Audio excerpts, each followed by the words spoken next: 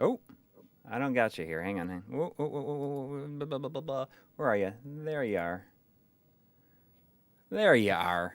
Oh, I was like, oh, I got on the wrong thing. There we go. I ruined it there for a second. I forgot that I didn't have your camera position on. Hi, everybody. How's it going? Oh, are you doing a transition? Yeah. You can have scene transitions. I need to learn about this. They're just like a little thing, and you can have the swipe. You can have like the dip to black, which is one of my favorites. And you know, but I kind of like the swipe. Oh, I forgot that I even had a hat on. I was outside working on the house today, and I just like had this hat on all day. I mean, I guess if you don't have hair, it's probably easy to forget that you got a hat on. Yep. So, as I said in the tweet, I said it's no longer Halloween, but I still wanted to play Ghouls and Ghosts because this is one of my favorite games of all time, and I'm gonna be playing on professional. Hopefully, I can finish it. I've actually played through this game on stream, but it was never the headliner. I felt like it deserved to be a headliner, and it's just a comfy pick. It might be my favorite Genesis game. I mean, I mean, which would probably make it like your favorite game. Yeah, one of my I mean, it's very up there, and specifically this version. I'm a big fan of the Genesis version. I have played the Super Graphics version on stream before, and it kicked my butt because it has limited continues, and that's one of the great things about this is it has unlimited continues. Our buddy Drumble was not especially a fan of this version, which I know just like blows your mind. Well, no, I mean I can understand it. I was watching the chat before the stream, and some people are saying, "Oh, I could never make it past the first level on this." So I mean, I think that a lot of it comes down to how much time people are willing to put into it. I've played it through it so many times over the years that it's just a really safe choice for me. Yeah, I mean, I like what I've played of it. I haven't made the effort to play through it yet, but I like what I've played. But I know you're kind of like you're a little bit against the Super Nintendo one. Yeah, I'm not a big fan of Super Ghouls and Ghosts. It just feels really slow to me. I hate that you can't shoot up and down. Coming from a Nintendo background, it surprised me to hear you say that because that's always been like the premier Ghouls and Ghosts game in the Nintendo realm. Yeah. Well, I think this is a much better game. So we're gonna do it. I saw some people saying, "Oh, I forgot that they started at 8." Yep, we're gonna be starting at 8 from going on. But really, it's the same time. Right. If you pretend daylight savings didn't happen, it's the same. It's the same start time on the Earth's rotation. Yes. But I mean, we're going to keep it at 8 even when the time changes again. Exactly. Yeah. Just going forward, it's just gonna be 8 o'clock from now on. Yeah. I mean, I'm sure some folks in like Mountain Time or Pacific time might not be done with dinner yet at start time, but It's okay though. it should be overall better for everyone involved. I think get you all to bed a little earlier for Monday. Yep. Well, TJ Dorsey says was just playing this game last night and I am terrible at it. Everyone has to let me know if our audio levels are good. I put some new cables in, and I just got to make sure everything sounds good. It was kind of a happy accident when I was editing Analog Frontiers Part 2, and you sent me your on-camera segment. Mm-hmm. And you had Ghouls and Ghosts on your TVs in the background. And I had the shot immediately following your on-camera segment was an off CRT Ghouls and Ghosts shot. So, it went really well with that. Well, I mean, I didn't put it on the TV on purpose like that, but it's just I put it on there because it's such a favorite of mine. Well, yeah, and it looked the title screen with the blue outline around the text just looked really good against the with all your blue consoles in the background. You were showing me some shots earlier today of the new episode you're releasing with all the EverDrive updates in it, and you've got some really cool lighting going on, and you're like CRT shots now with all the different LED lighting and stuff you've got. Yeah, I really made it a point to try out a bunch of different things. It's a little outside the box of what we normally do. Certainly like a little outside my comfort zone because I feel like fairly conservative with my lighting setups. It's always like, pretty neutral white balance and everything. And, you're playing around with blues and reds and stuff and it looks really fun. Yeah. It was fun. I did it from like several different PVMs and tried different lighting setups. I think it's fun. Oh, it's funny because a lot of people, I wonder if Bithead's jacket video inspired me to play this at all, like even like deep down somewhere.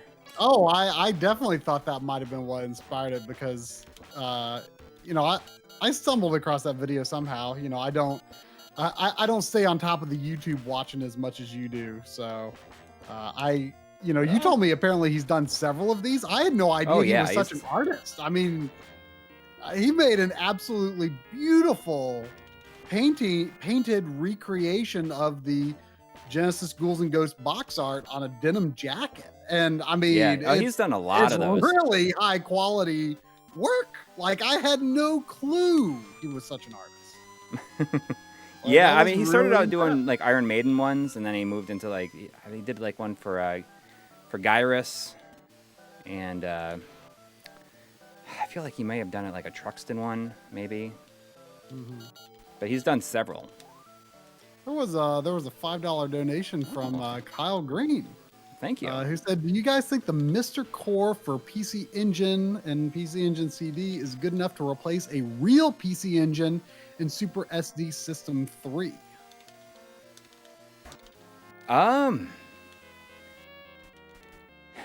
Yeah, probably. I mean, I don't have as much experience with the Mr. Core as I assume you do. But, one of the interesting things about the Mr. Core, we talked about this last week.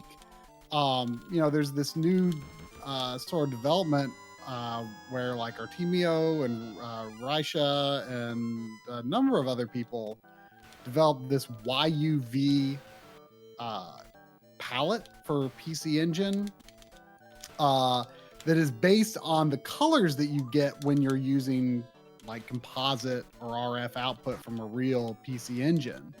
And that actually has some colors that are either missing or pretty much identical to one another on the RGB palette. So there are actually colors that you can get with RGB or HDMI video on the Mister that to date, as far as I understand, no RGB mod or emulator has adopted. So you can there are actually examples where you can see like an extra color or some extra detail in certain sprites and tile work that you cannot see on an emulator or with an RGB mod. So, I mean, that's certainly something. And I know that the Mr. Core has been refined using MD Fourier. So, you know, the audio should be really accurate. I don't know a lot about any other details or any other, if there are any compatibility quirks, but everything I've heard would suggest to me that it probably would be a suitable replacement if, you know, the actual cue cards and discs are not important to you. One of the things that makes this game a little bit easier is that the checkpointing is pretty generous in this game, I feel.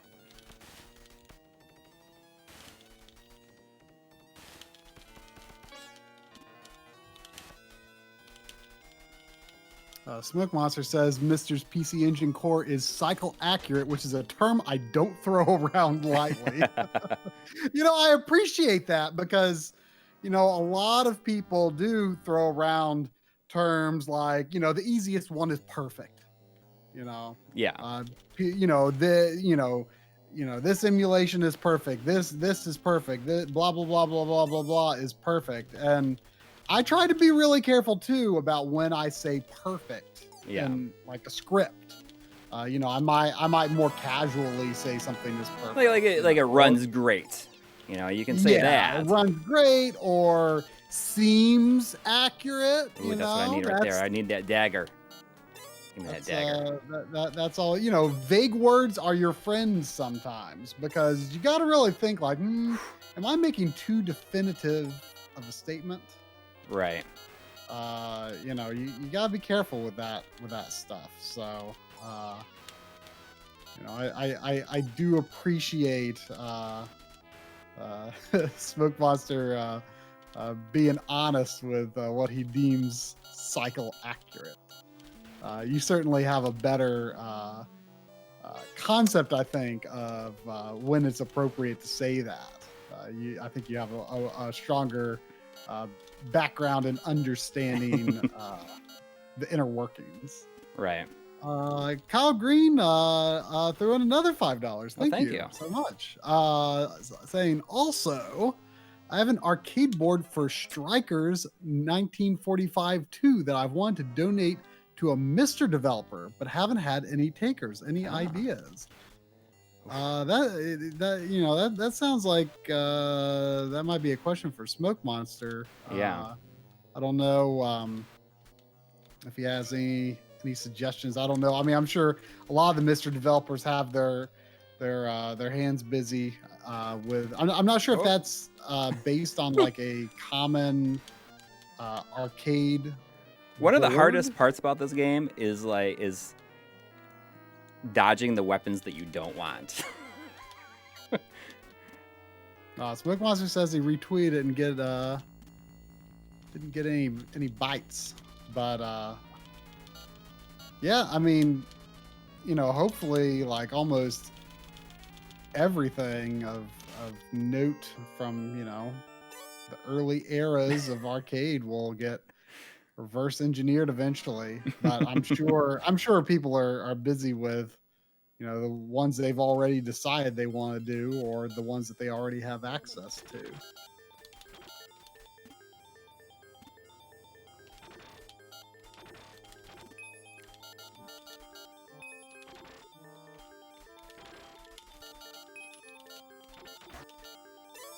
Yeah, both this game and the Super Nintendo game are tough. I mean, you know, I've said it before, you know, there was that point in 2008 where I had 100, well, not 100% completed, but I had beaten every single game. And Super Ghouls and Ghosts was the last one. Yep, I'd beaten every single game I And owned. it took you a long time. I mean, did you have to... Oh, come on. Yeah, I want to say it took a few weeks. See, this is like, I don't know if I can... Definitely. See? What happened? That's the hardest part about the game is dodging the weapons you don't want.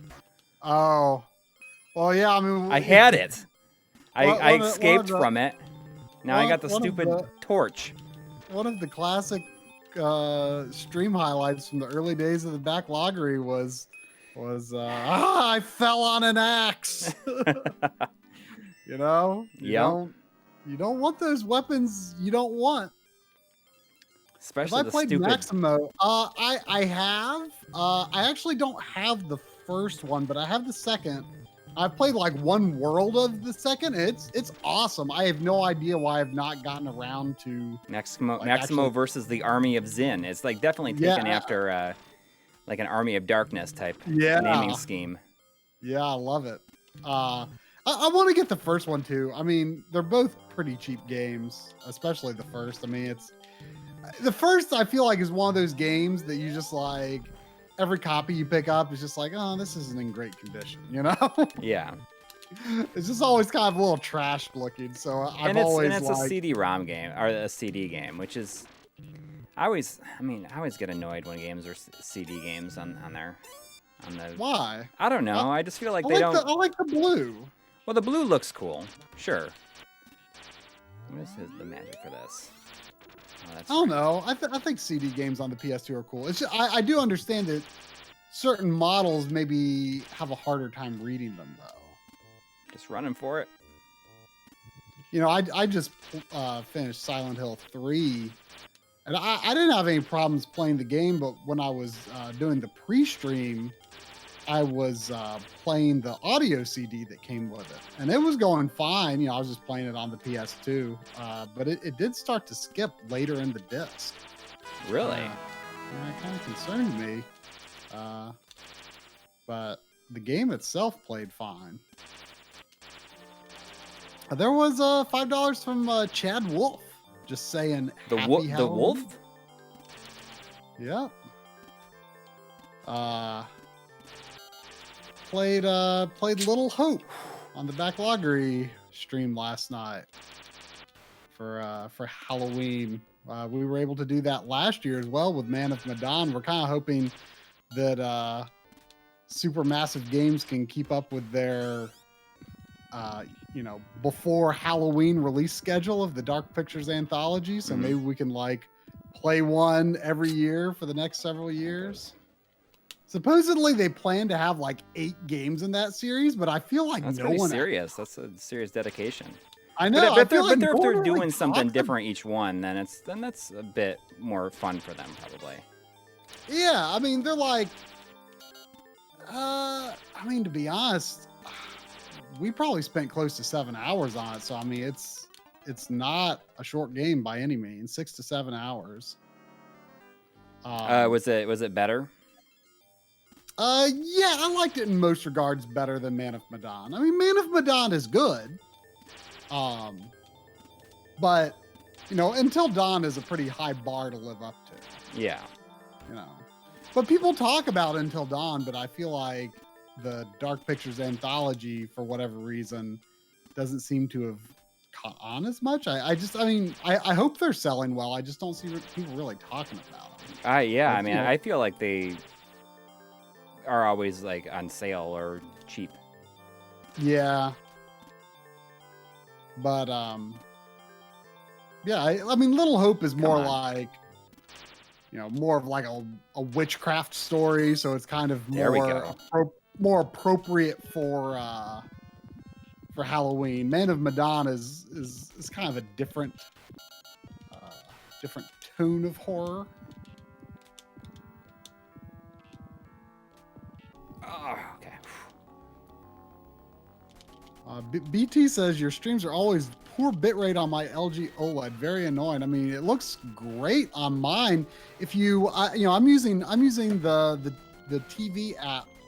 I've been using it to watch the streams for a while, and if you bring up your remote and click on like the 3 dots where it says more, and then there's a little bubble that has quality, and you can manually tell it to go to 1080p quality. For some reason, mine likes to lock on to 144p or whatever. And even though my internet can handle the 1080p stream no problem, and so for a long time I had the same thought, like why is it always going to 144p? But I didn't see that on the TV app that there was like an option to manually select the resolution, but there is.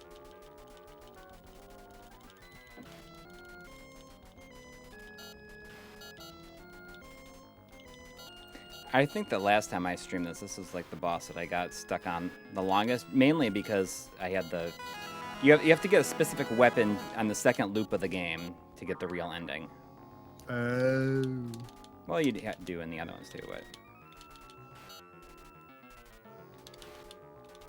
that's cool. So how late were you up finishing it then?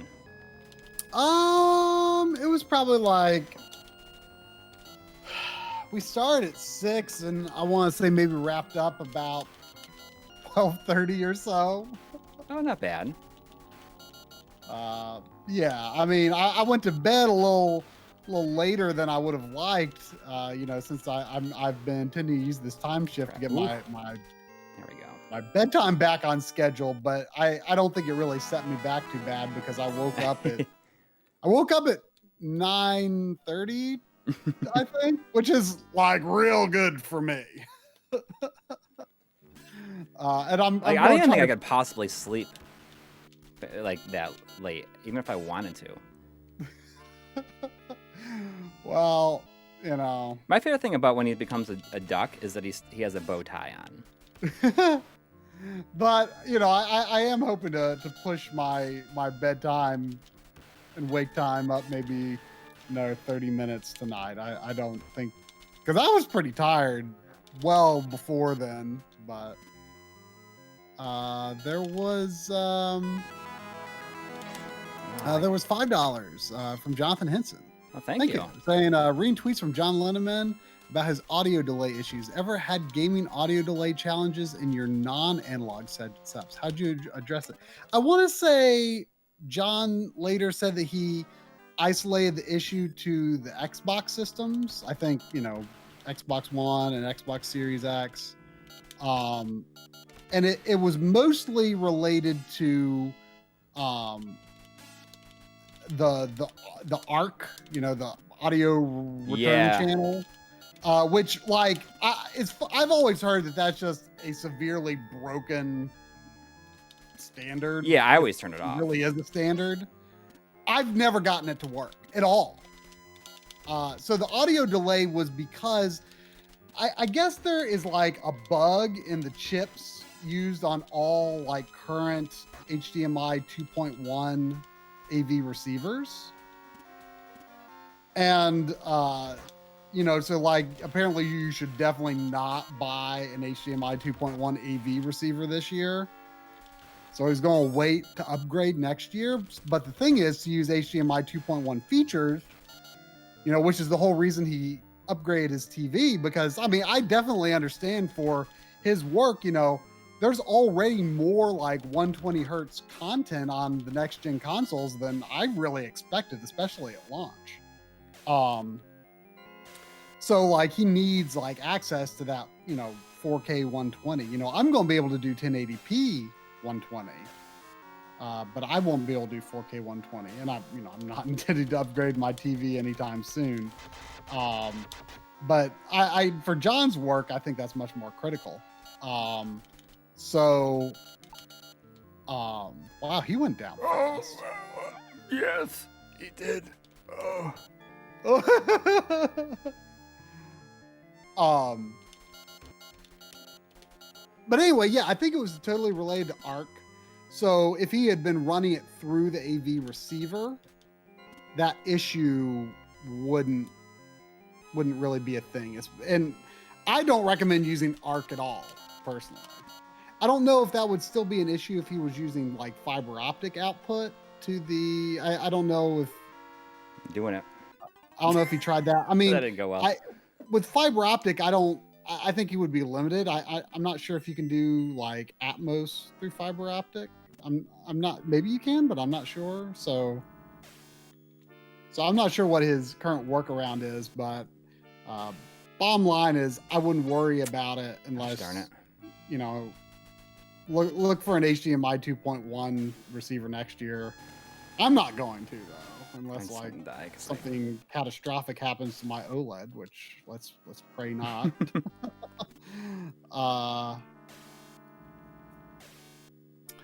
But yeah, I don't think it was really I have not had that issue with my setup. I'm running all my HDMI to the receiver, and then I'm just using a fiber optic for out of my TV back to the receiver, only for like streaming apps, you know, Netflix and whatnot, which I don't notice any audio delay. Yeah. Using that. But I believe John said that the PlayStation systems did not have that same issue over ARC. But I in general recommend avoiding ARC. It just seems like a really poorly defined standard and feature.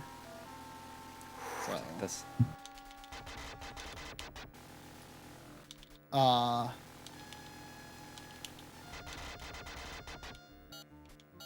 There was also $5 from. Scroll down. There was $5 from Kyle Green. With a question that I'm afraid I don't quite understand.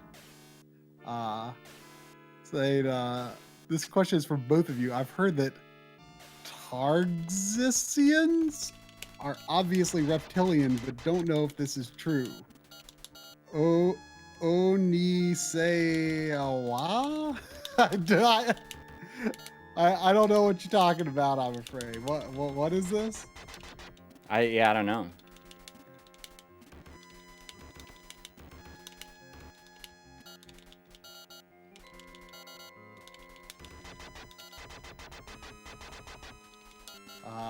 Sorry.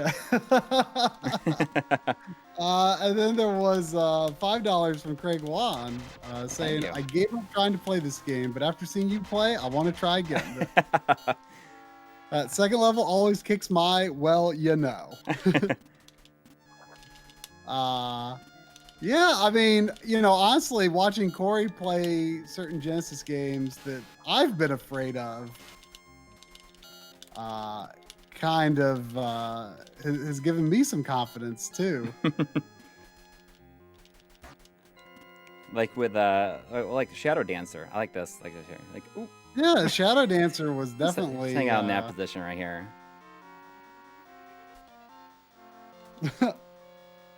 Yeah, Shadow Dancer, like I was super afraid of, and then you just like wrecked it.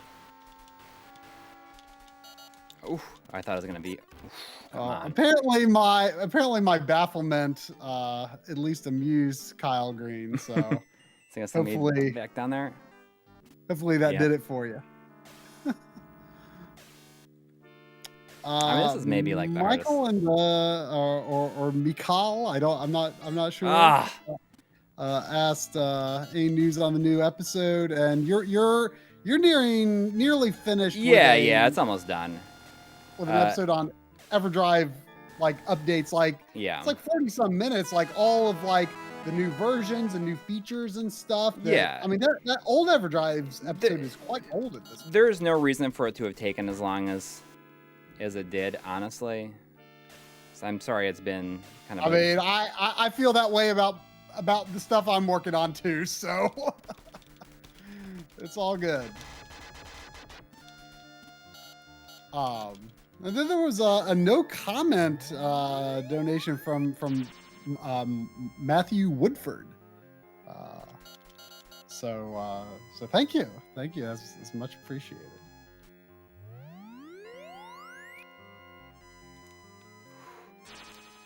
Ah, whew. That's so stupid. I thought I was Well, done for there, and Oh, what? I thought I was done for losing my armor. Oh. Looks like Oh, BT come was on. able to get his TV app to lock on to 1080p quality. Nice. So, yeah, I mean, I didn't know that about that for a long time too. I mean, I've been watching when Coury streams. I've been watching it on my OLED for a long time, and you know, when it got blurry, I was just like, whatever. Oh well. I wonder why that happens. I mean, my internet, you know, has been crap at times, and luckily now that I've got a new modem and router, that seems to be resolved. You know, so I was just like, whatever. But turns out I just had to force it. Sometimes it's like, ooh, look out for that app. It's just not as obvious on the like smart TV app. You know, where to change that setting as it is when you're just viewing it on your computer. Come on.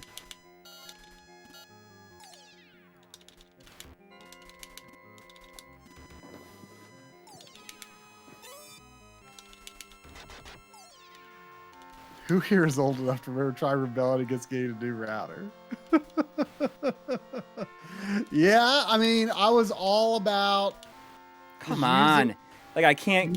At least it's only the Lance. Because I didn't want to. I didn't want to. I didn't want to. Shoot. I didn't want it to be where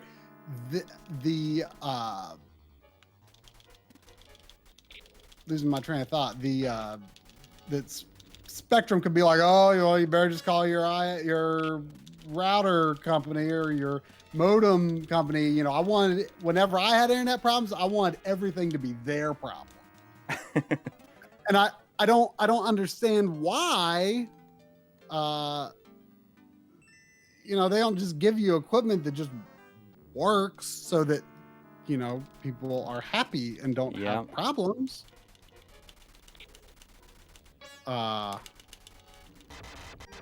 Sometimes you just gotta. But yeah, I mean, I traded the equipment so many times, and you know, it'd been fine most of the time. But yeah, I traded in so many times, and eventually just gave up and talked to Henry Clark, who is a bit of an expert on on networking equipment, and yeah, it's been great ever since. So Heck yeah. That's loop 1 done. how many do you have to do to truly beat the game? 2. There was 499 from Saner80. Thank you. Thank you. This says, "Party on, dudes." Party on, dudes. You think this qualifies as a party? Are we partying? I think so. Okay. I wasn't sure if I was doing it right. Hey, you haven't seen Bill and Ted's Excellent Adventure, so you can't really. When Abe Lincoln, when Abe Lincoln says to your Voodoo, which has all 3 of them, so I need to get around it. There was a $1.99 from Gaming Blow saying October sucked. This is a nice November start. You know, October was weird because it felt like for some reason October just felt like it was a really long month. Yeah. It wasn't necessarily a bad month. I felt that it went really quick. Like, I just remember like around like the 10th of October, I was like, man, feels like it's been October forever. See, I don't think so. It I was, felt that October went really fast. And a big thing was a lot of people seem, around here at least, put their Halloween decorations up really, really early. Like, Yeah, like they beginning did in my of neighborhood, September. too. They did. It was fun though. I mean, everybody like was doing masks and everything around here. It was great. It was great. This is our first time having Halloween in this new neighborhood, and I was very glad that this is where we were this year. Nice. Yeah.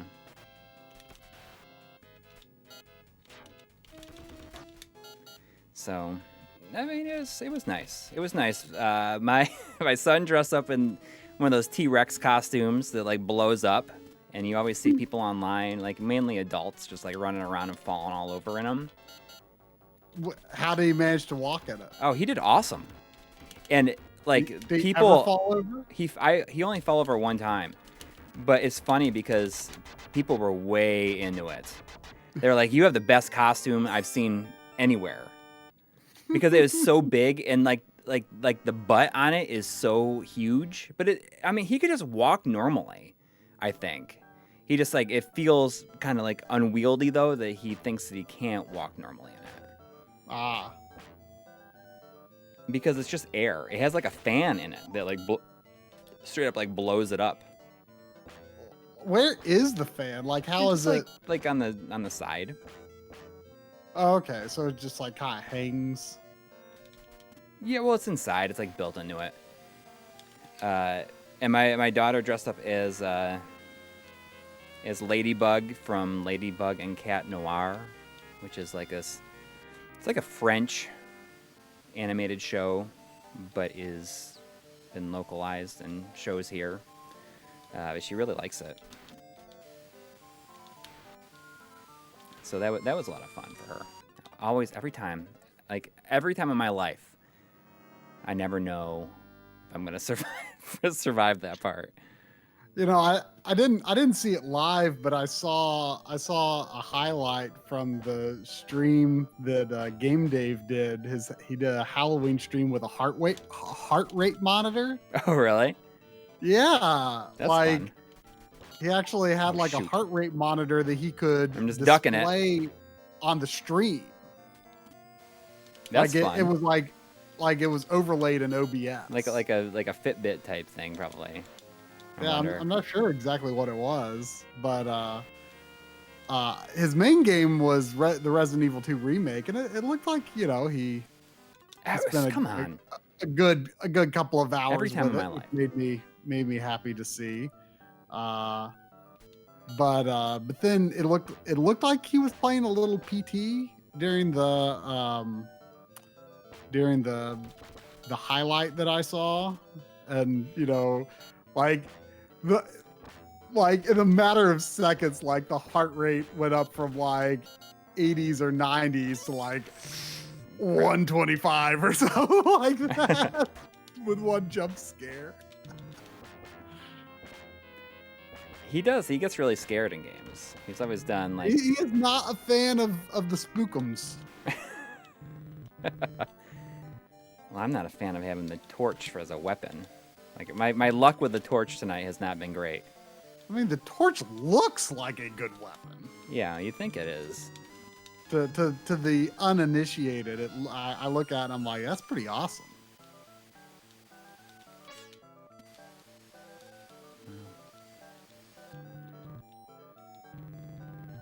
Let's see. Canadian Fuzzy say he stopped at his brother's house today and taxed his niece's candy stash. Oh yeah, you gotta. I remember when I was at I was at your house right after Halloween last year. Oh yeah. There's. I remember I got the benefit of some of your kids' candy. Yep. Oh yeah. I mean it's. I remember you said, honestly, the sooner this candy is out of the house, the better. So. Yeah. No, it's totally true. That is 100% true. I'm of the mind of like once it's there, like I'd rather just eat it and get rid of it than they have it like last for a long time. And even still, like, I mean, a lot of times we just end up hiding it away, and it lasts like a year a lot of times. I mean, even though I don't do the whole door answering thing. Oh, you don't? Do you have people come and you just don't answer? Well, I mean, if you don't have decorations, you don't have your lights on, I don't think people knock. But like, I guess I'm a Halloween Scrooge. Yeah. But I mean, I always celebrate by doing a Halloween stream though. Yeah. But I decided after this year that I want to be one of the houses that gives away full candy bars. So that's something I'm going to try to do going forward. Next year, or did you? Yeah, because I think that only enough people come that that's viable. Or have full candy bars for people that I think is. Oh, the dagger. I mean, what I really need is my super weapon here. But yeah, I mean, I'm too shy to really answer the door on Halloween. Like I'm not good. You just put stuff out there. You don't even have to. We leave some on our. No, I'm not good with I mean, I guess it wouldn't necessarily be an unexpected social interaction, but not I don't know. I like literally never answer the door unless it's like my friends and I expect them. You should get one of those Ring doorbells then. Delivery. But like I literally, like, if I look through the people and it's like I don't know you or you are soliciting something, like I literally never answer the door for any reason that's like unexpected or unnecessary. Well, we're never here, so it's never a big deal. Though, I did buy a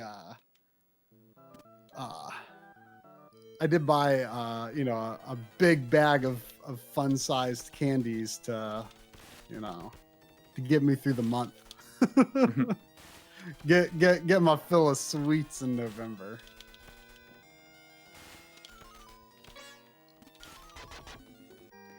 Well, so what is your favorite candy? What's my favorite candy? Yeah, I mean, I'm sure we talked about it before, but I don't know I don't think I know what yours is. I know what mine is. Like, I'm a chocolate man, Yeah.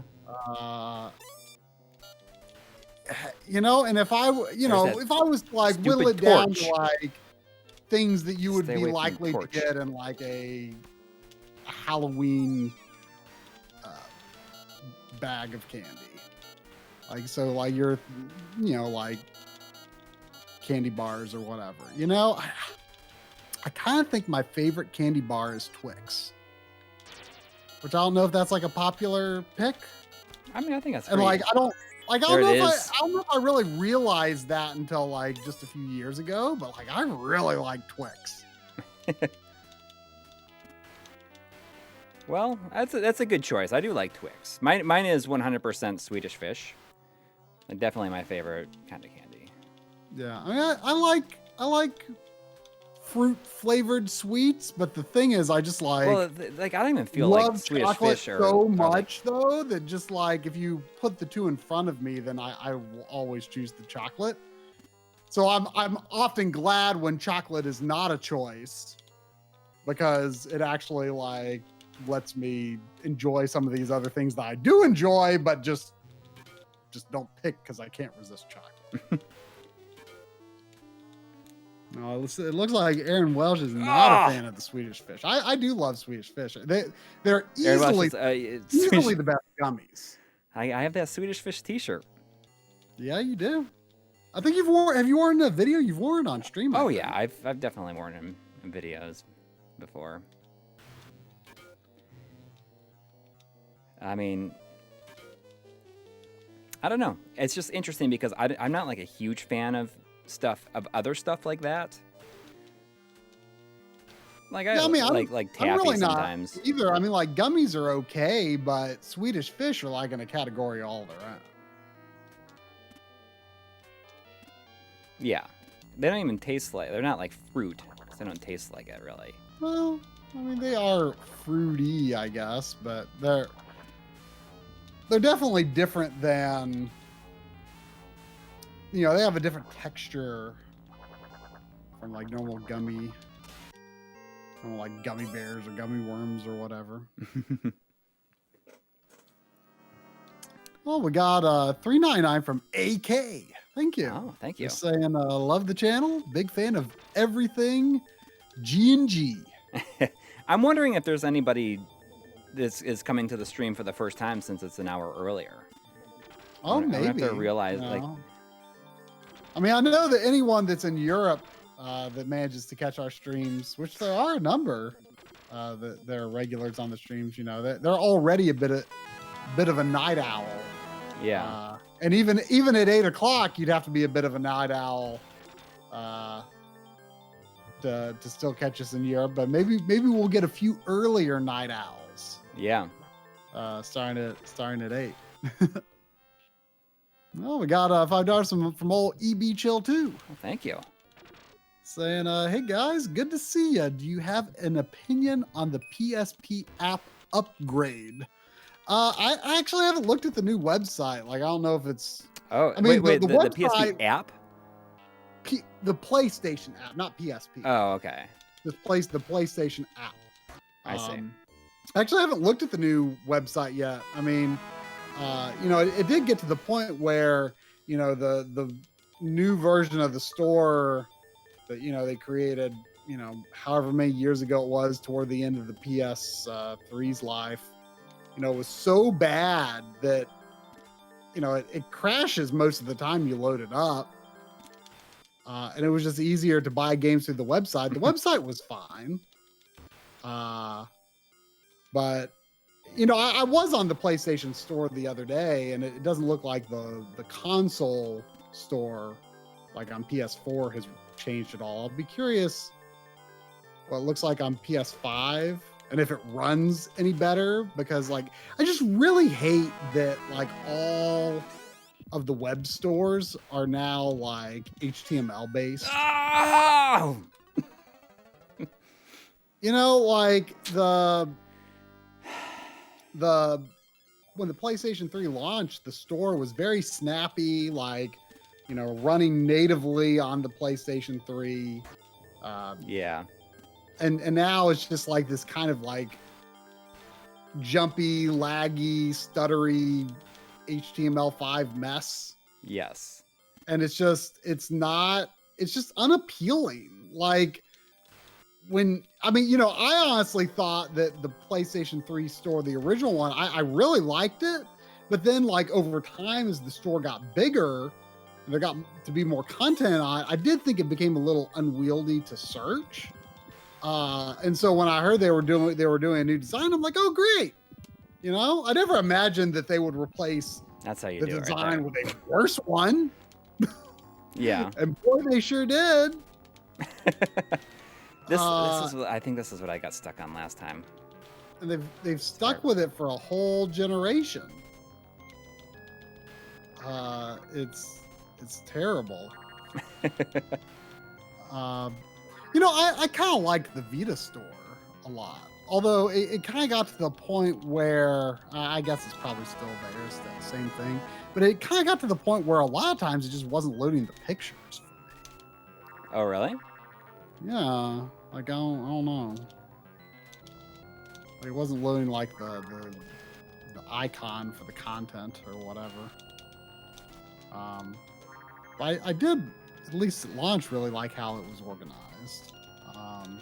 Like the Switch eShop, like you get like it's better than the PlayStation stuff, but it's still just that kind of that jumpy, not smooth scrolling. It's a glorified web browser. Yeah. I don't like it. I don't like it. It feels cheap. It's unenticing.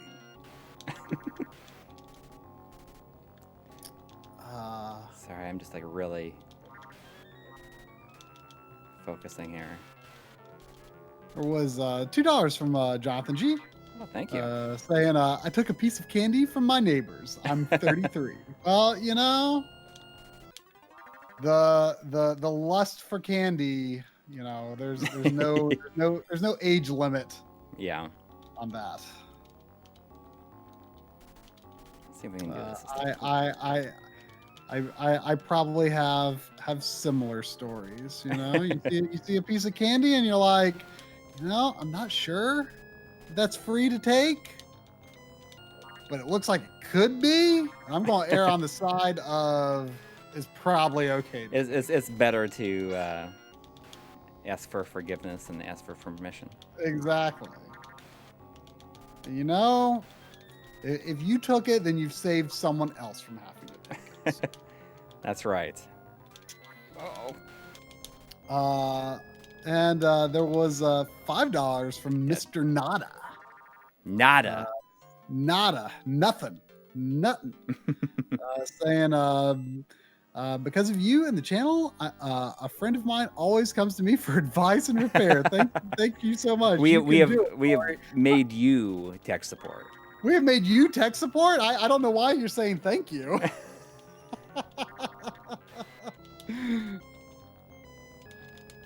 Although maybe they were asking you for support anyway, and you had no answers, and now you do. So yeah,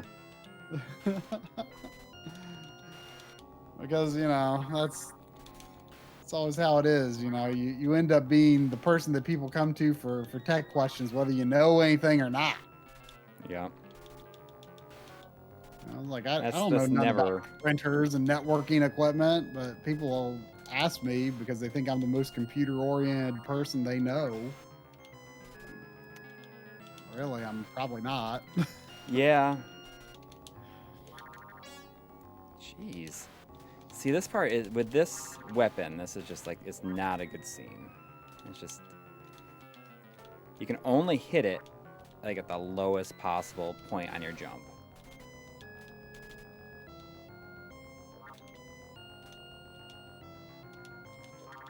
Ah.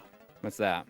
Henry Clark has news with a $2 donation, bringing the good news that it sounds like the MLiG Game Club Game of November has been chosen as DuckTales and DuckTales Remastered. Oh, the very first game that ever appeared on our channel. That's right. DuckTales Remastered, How to Beat. You know, if you don't have time to play the remastered one, I mean, the original version's a game, you know, if you know what you're doing, you can be that in 30 minutes or something. But to get the proper ending, you have to have like a certain amount of money. Oh. So once you've learned, like, you know, where things are, you know, you can get to the end quite quickly. But you know, I think DuckTales Remastered is severely underrated. I remember it was actually not reviewed all that well when it came out, which, you know, surprised me because, you know, WayForward is great at 2D games. And it's fairly inoffensive in any way. Yeah, I mean, the thing is that there was, I think, an issue with the cutscenes. There was an issue with cutscenes where if you tried to skip them, I think they were like skippable in chunks, if I remember correctly. And I think they patched it to be more. You could just turn them off, I think, altogether. Tolerable. I think you could just disable them if you wanted to play more of an arcade style mode, I guess. But I think the problem was you skip the cutscene and then, you know, quick load screen, another cutscene, you have to skip it. But the thing is, like, I thought it was such a such a good reimagining of of the game as like an episode of the TV show, or really kind of more like 5 episodes or 6 episodes of the TV show if you think about it on a level by level basis. I mean, they were really able to come up with, you know, reasons and circumstances for all of these scenarios that honestly the Capcom team probably didn't think too deeply about why we're going to the moon and to the mines and stuff.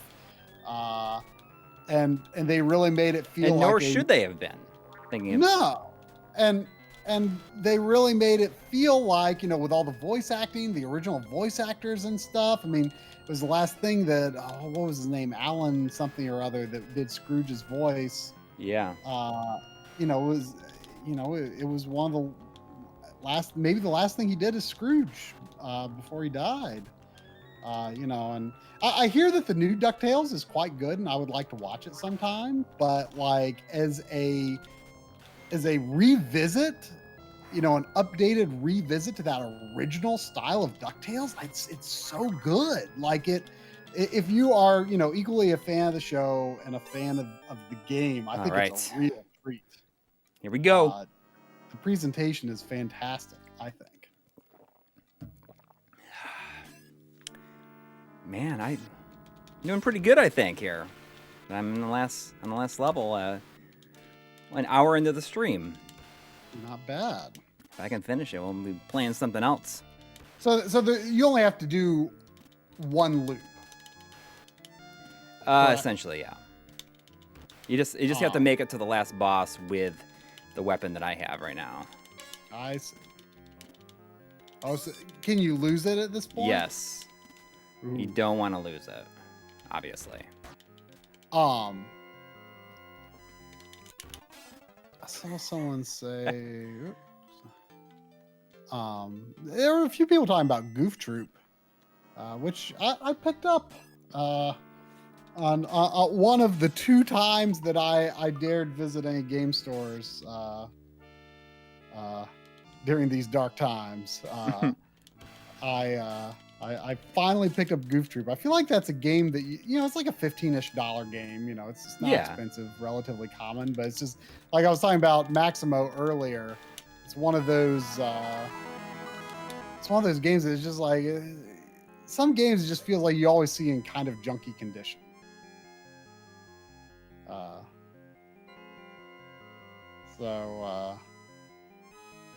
It took me a while to grab a copy. It's one of those, Good Vibe Collecting. I don't know if he's in the chat, but he linked me a video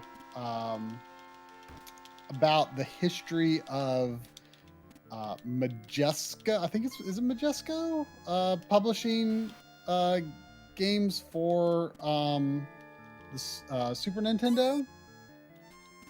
And something I didn't realize, a lot of those like Konami games and some Capcom games that say assembled in Mexico, not all of them, like some Nintendo did move Super Nintendo assembly to Mexico at some point, but a lot of those are actually games that like McCheskey republished.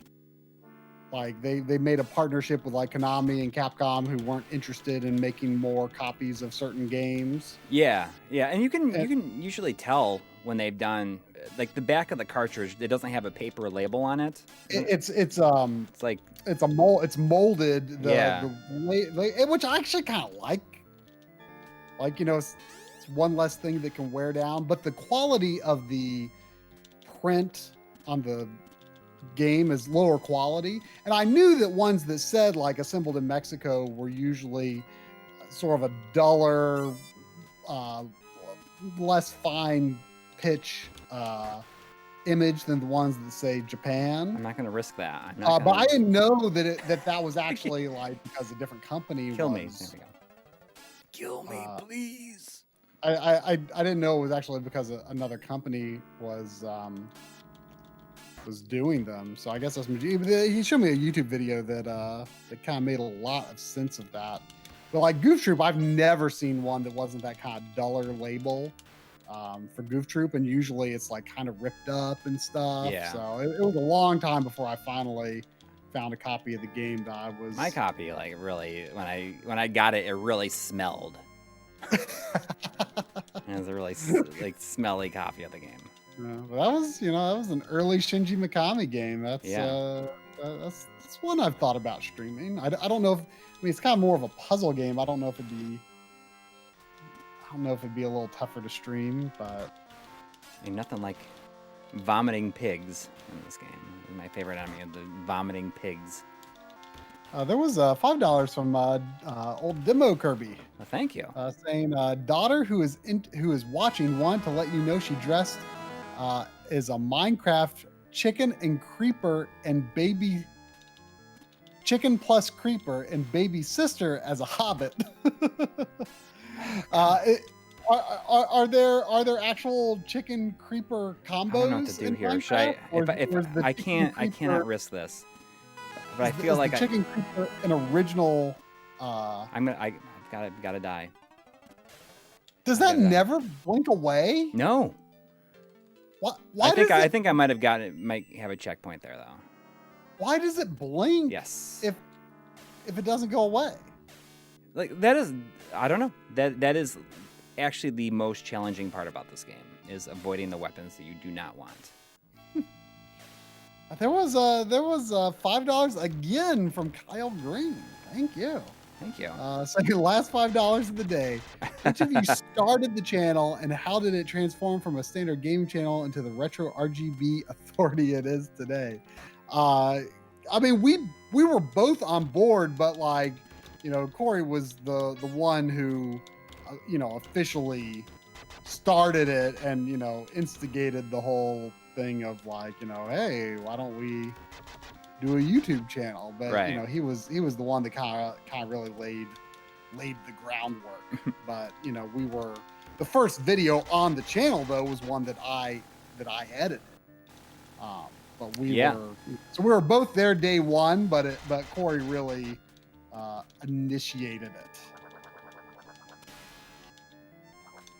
And the idea was yours. The how to beat concept was yours. Yeah, because I mean, I had the experience with the tapes. Yeah. I really did not have firsthand experience with that, but I immediately got it.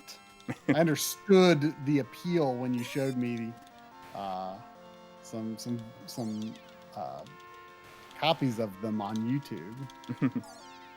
But yeah, I mean, you know, the first year of the channel, I mean, in a lot of ways, we started the channel because we got into like RGB and the Frame Meister, because we're like, oh, cool, we can like have better quality videos online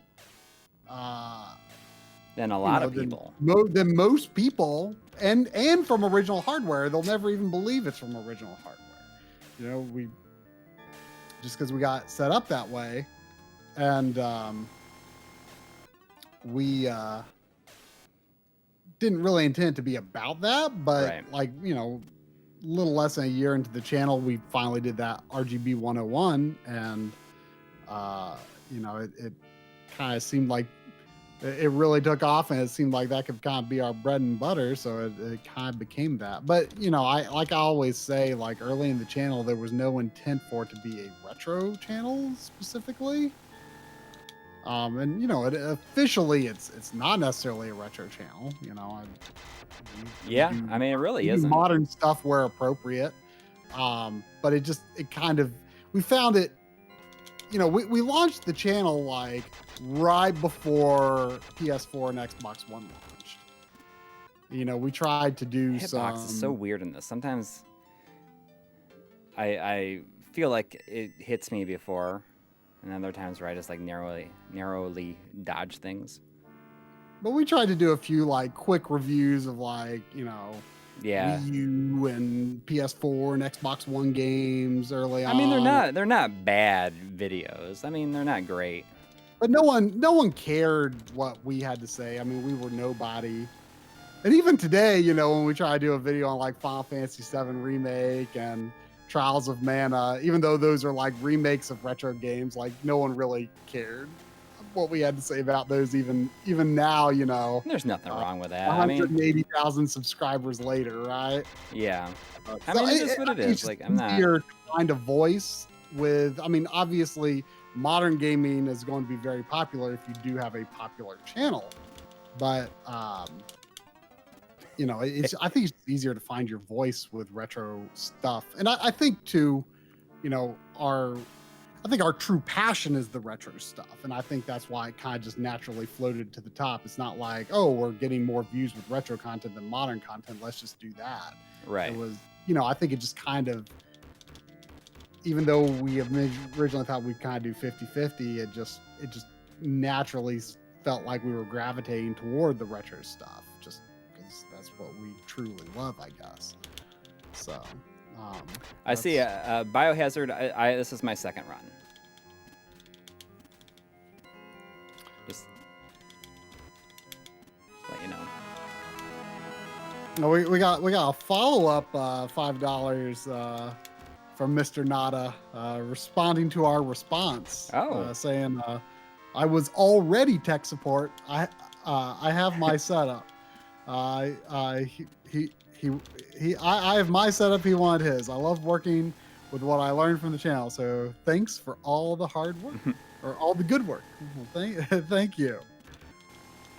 Thank you. Glad to give some further insights and some further answers for the queries the queries that you're confronted with how to set up.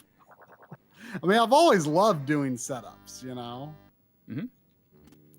But, Biohazard, this is the weapon that you need to beat the game with. You have to make it to the last boss with this weapon to get the true ending, or else you have to loop it again.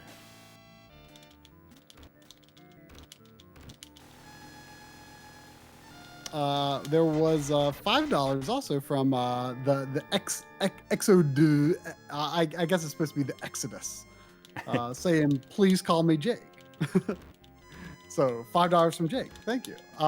Saying, now that there are HDMI mods for Dreamcast, original Xbox, and Wii, I think you'll finally make RGB 200 courses on those systems. And yes, absolutely. Yeah. Dreamcast and Wii, I think. Talk about that Wii. We're gonna talk about that Wii eventually. I think they will happen next year. Xbox, I'm not really sure what the situation is on that mod, and I think there might possibly be other ones. And Dan has one coming too.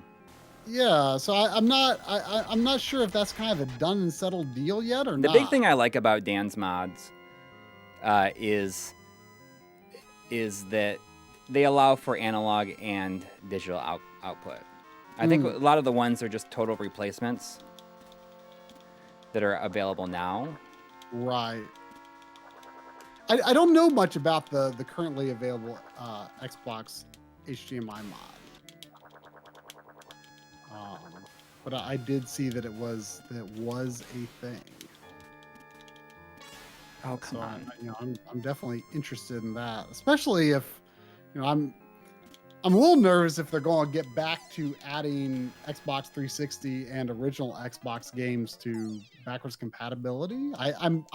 I'm cautiously optimistic that they will, but I think the main reason they took a break from that was, so they could ensure that everything that runs on Xbox One works on Series X and Series S.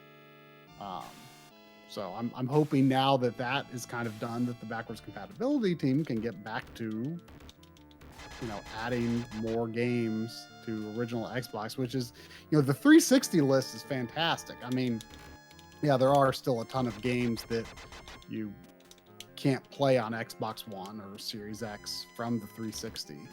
But it's still like a huge list, like lots of lots of things that aren't even a big deal, which is cool. I like that, amongst the really great games, there's also a bunch of who cares games on there. I mean, that's what preservation is, right? Yeah. That's something Artemio says in Analog Frontiers Part 3, is that, preservation should be blind to preferences. Yes. Everything should be preserved, because you couldn't say which thing should be preserved and which thing shouldn't. And even though I'm sure there is a thought process, it's not just, willy-nilly any game that they can do on Xbox One. It's still like it's nice to see the the amazing alongside the mediocre. I mean, that I think is really awesome. But I do hope they add more, because the original Xbox list on backwards compatibility is very small. Mm-hmm. And I would love to be able to like mostly play my Xbox backlog on the Series X, but there's a ton of games that I'm going to have to play on the original system. I don't like the original, even the S controller. I don't like it that much. I don't like where start and select are. I don't like where the black and white buttons are. I'd much rather use one of the newer Xbox controllers. You know, the hit detection on those little bugs is like garbage. Yeah. Yeah, I mean, there's moments. Because it looks like they hit you even if they go like under that platform in the middle. Yeah, I just prefer to do it that way. Just spam it, take the hit, so you can fight Loki. Wow, there was $9.99 from Michael A. Thank you. Thank you. Saying, do you guys ever revisit games you've previously beaten, or is it more of a one and done situation? I find myself replaying a lot more than starting a new game, and my backlog just continues to grow. I mean, that's an interesting question, because I used to replay like I always like went into a new game kind of assuming that I would go back to it, even like an RPG, like back when I was in high school, even college. Just like even that. though in college, like I think replaying games started to kind of fade for me, but I still like assumed, I still went in with this assumption that like I can ignore this for the first run. Wow, you beat that final boss like so fast. Mm-hmm. I was like, I can skip this on the first run. I'll, go back and do this second time I play it. And like all like the PlayStation 1 Final Fantasy, Super Nintendo Final Fantasies, I've played all those several times. And I want to replay my favorites more than I do. And I've kind of found, especially in the past year, we often like to play games on the streams that are on our backlog, and ones that we have not finished before.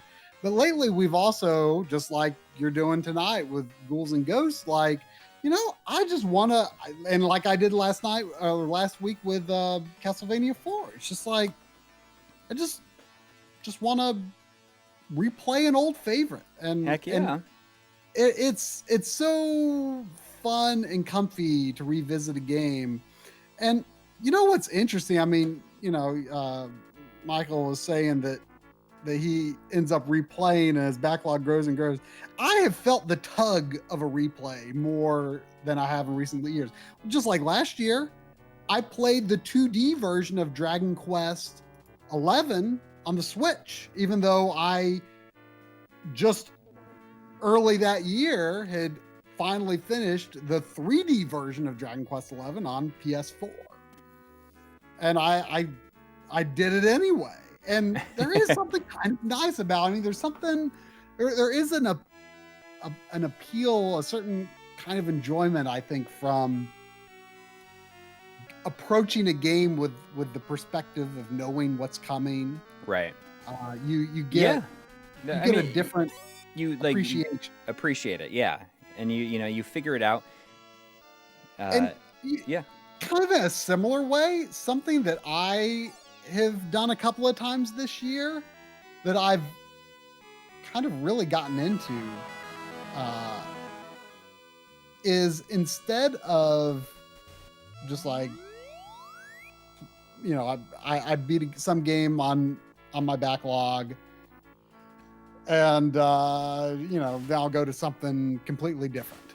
And lately, earlier this year, I finally played Rise of the Tomb Raider. I was like, I wonder how much of like because I thought it was like, from a visual standpoint, like really boring looking and like not that impressive. Like it was just a visually very boring game. I was like, I wonder if Shadow of the Tomb Raider is much better looking. Mhm. And I was like, I'm just gonna pop it in and I don't know, see how I feel about it. And I just was like, man, I kind of like this. I liked it a lot more than Rise of the Tomb Raider. Like immediately. I was like, I'm going to keep playing that. And I just played, the second game and the third game back to back. And I kind of did the same thing with Paper Mario, except in reverse. I played Paper Mario Origami King. I was like, I should just, I never got Color right Splash. Oh, there's the box art. Yeah, the box art. Talked about this a million times. This definitely, I feel this game has the best box art ever. And like, I want to buy a Japanese copy just because it has the full image on there. So if anybody in the chat has a Japanese copy of this for sale, you should DM me so I can buy it from you.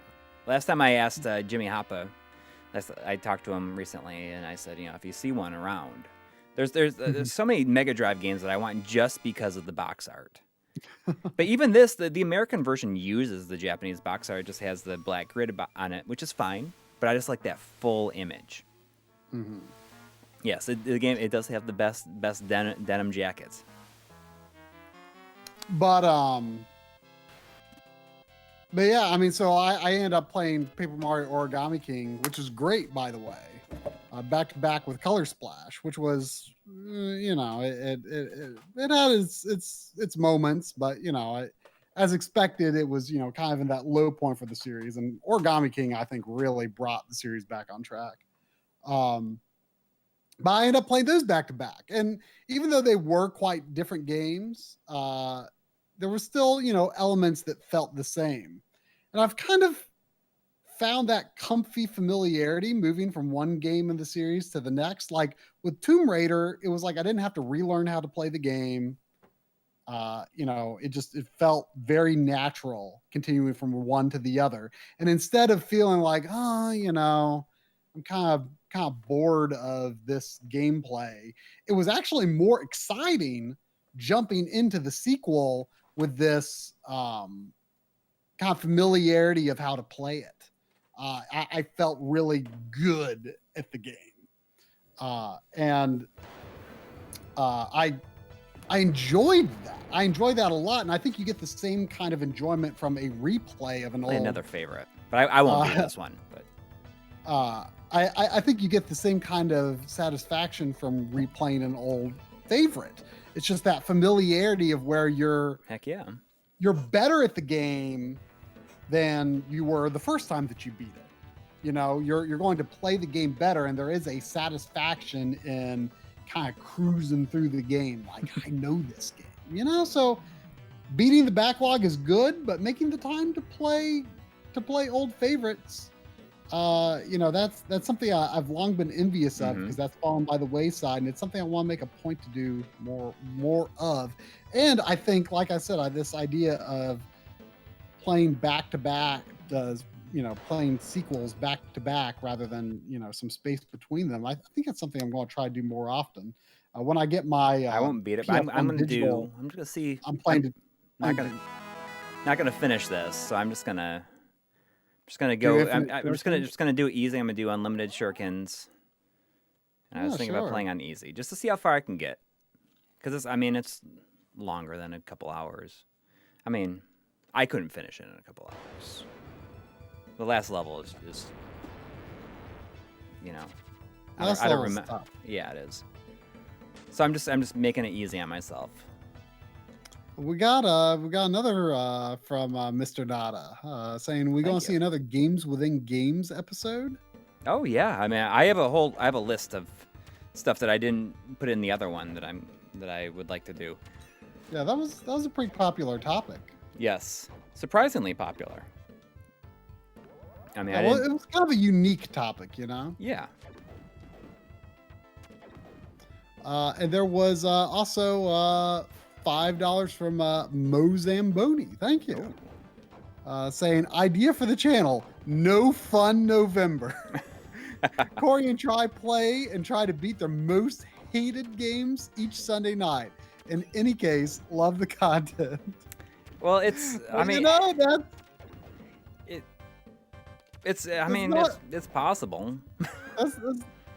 I mean, obviously we're too late to do it this month, but Yeah. I can get behind the spirit of that idea. I mean, Yeah. you know, sometimes, you know, you just gotta force yourself into something to find the fun in it. Yeah.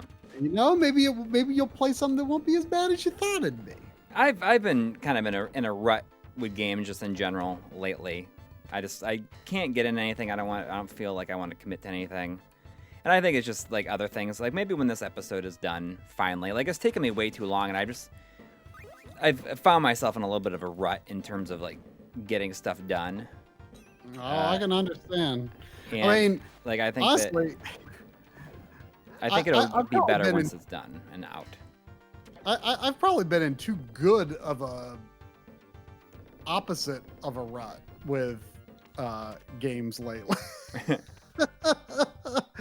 I mean, you know, I've been working during the day and playing in the evening, but like, I feel like all of my momentum lately has been like on the evening portion of what I'm working on. You know, it's like I feel like I've had all my momentum on games. I'm like, I need to channel a bit more of that into work right now. Mm-hmm. Which is I am locking down and really focusing on Analog Frontiers part 3 this month. I'm going pretty much going to crunch mode. I'm going to make very little time for fun. Get it done by Thanksgiving. That's the plan. Excellent.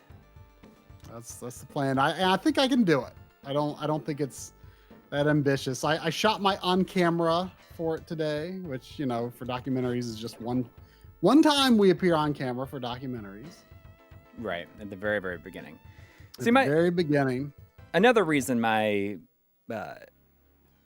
video has been a little bit is because I haven't really said anything about it, but I do have like a full-time editing job now. It's a work from home position. So it's been about like learning the ropes for that as well. So that's why it's been pretty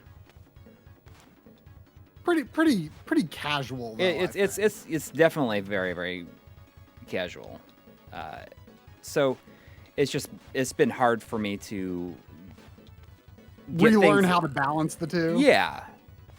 And like for a little while there, like the kids were still at home, so it was like going back and forth between everything. But now I've kind of figured it out. Mm-hmm. So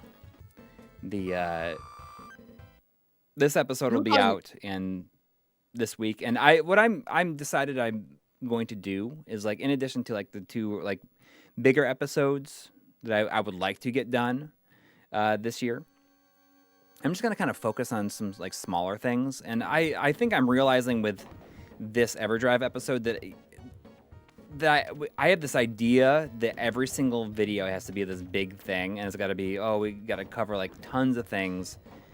So I'm going to try like some smaller things as well in there, that I have to like stop feeling bad if something is not 25 or 30 minutes or something long. Or longer, or an hour, or 50 minutes. And like also, this. like, just dividing subjects into more. Like, just imagine if instead of this big EverDrives update video, what if you did like EverDrive month, and you did separate episodes on. Well, I mean, some of them are not worth I mean, I could see doing smaller things. But see, that's the thinking. That's the thinking that leads to every well, episode. it does, but becoming but sometimes like I think of like the X7 N64 one is like it's essentially the same thing as the version 3. But there's a couple of like small changes to it that I go into, but I mean that's like a 5-minute video, which is not something that I want to do. But I mean, I take like the Mega Everdrive Pro part is like 16 minutes, and like that could have easily been its own video.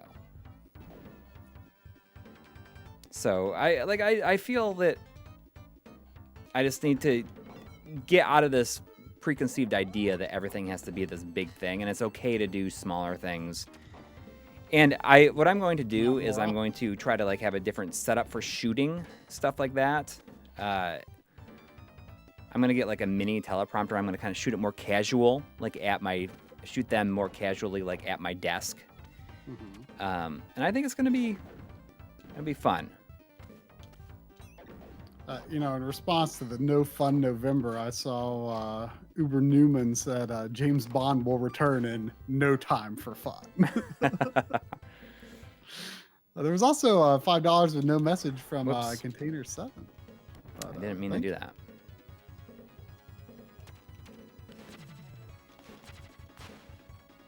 No, I assume this is not a ROM hack. You're just playing. Are you playing your cartridge? Yes, I'm playing my cartridge. Is this your childhood cartridge? No. I wish it was. Because I had like a Spider-Man and Godzilla and the Terminator and Batman cartridge. But this is not. Are those expensive? They are. They're a little bit expensive, yeah. And the thing is, there's no way to completely tell just like at a glance what it is. In many cases, you have to actually play through it to at least to a certain point. Do you know if you have what yours is like? I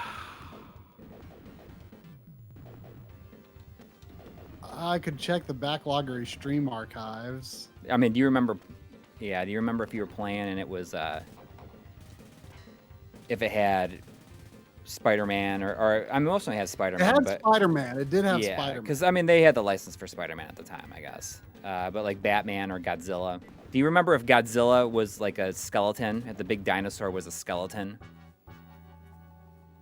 I don't remember. Now you've got me curious. I kind of want to go look. Let's see. When would that have been? It was sometime last year. It's probably about this time last year, I bet. Let's see.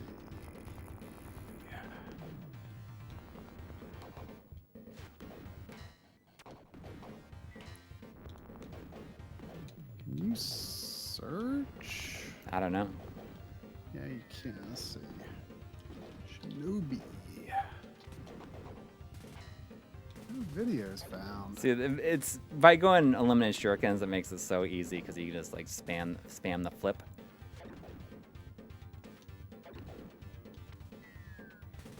It's okay though. No judgment here. This is like the gaming version of Planet Fitness. It's a no judgment zone. I don't know how to navigate. That's what our Twitch. stream is, maybe. I know I had Spider-Man though, and I think I had Batman. Wait. Does Batman turn into a demon, or is he just always Batman? No, he becomes Batman. Spider-Man turns into Batman. Well, he doesn't turn into him. I always interpreted it as being like two separate bosses. Like he doesn't turn into it. No, I mean if you have a demon, then you don't have Batman. Yeah, I definitely had the demon, but I did have Spider-Man. I remember the demon. Now I've also got the 6-pack. The Sega 6-pack yeah version.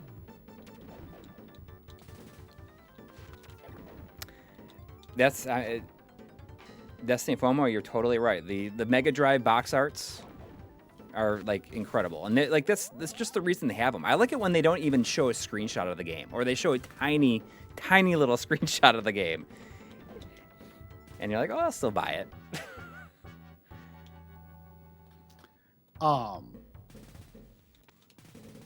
Yeah, I mean, Genesis games do have some pretty incredible box art. Yeah.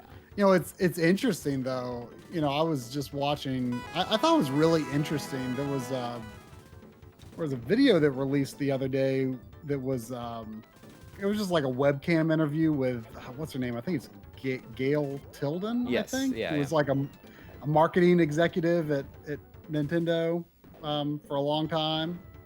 And it was really interesting because she was recounting like the early days of the NES in America and like what Nintendo was like, you know, when she joined in, I think, 83.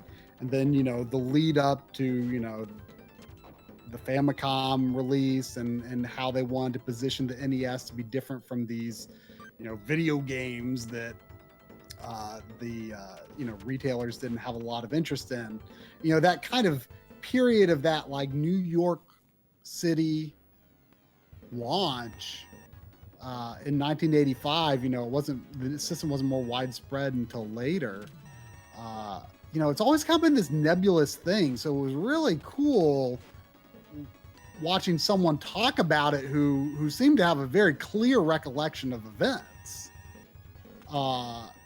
And she was talking about how, you know, one of the reasons that the early NES games had these pixel art boxes is because there was this disconnect when consumers bought these, you know, Atari games. They have honestly beautiful boxes. Beautiful. Atari There's artwork that book of the box art for those is incredible. Of the box art. I mean, yeah. I mean, Atari artwork is really something to behold. But, you know, she was saying, you know, you've got this picture of these, you know, this really dynamic picture of, you know, people playing tennis or whatever, and then you pop the game in your system and it's like, oh, it's just another version of Pong. She's not wrong. She is not wrong.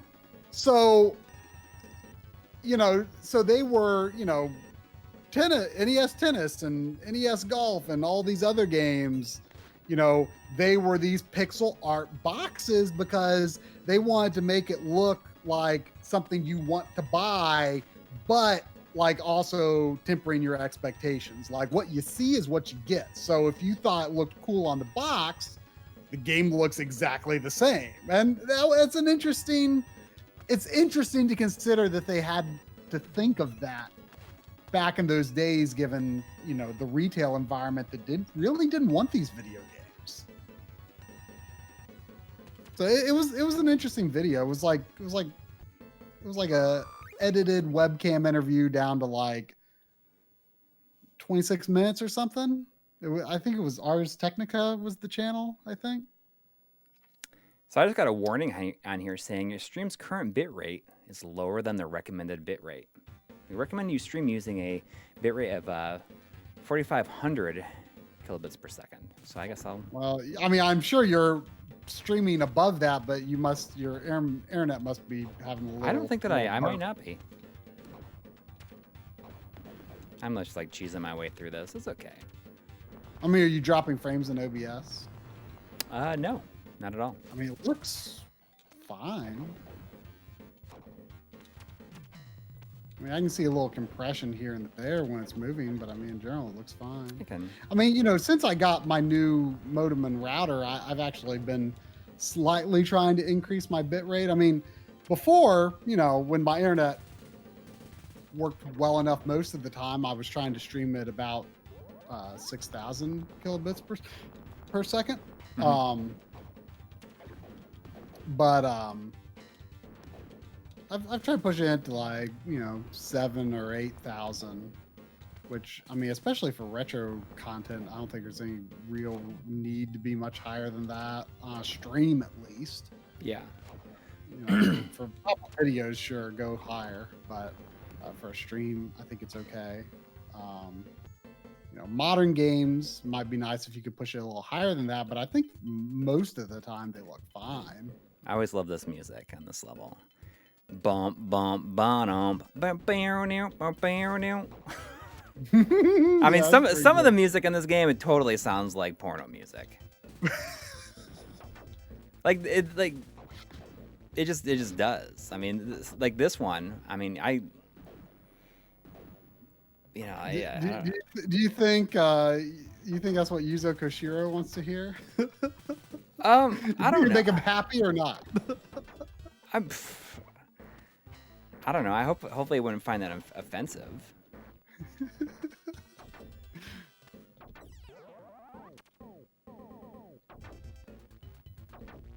But I mean, when I heard this, I had never really heard anything like this before.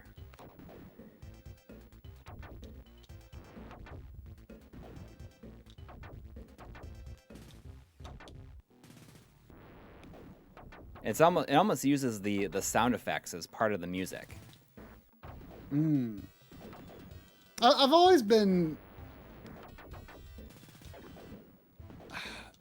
kind of unsure how I feel about that. Like the music in mechanical environments, it can sound really cool. Like I think of like the I don't think that it's actually. It's just it's meant to complement the sound. Like it's not in rhythm with it. Well, like I think of like the Magitech factory in Final Fantasy VI. That was always good. You've got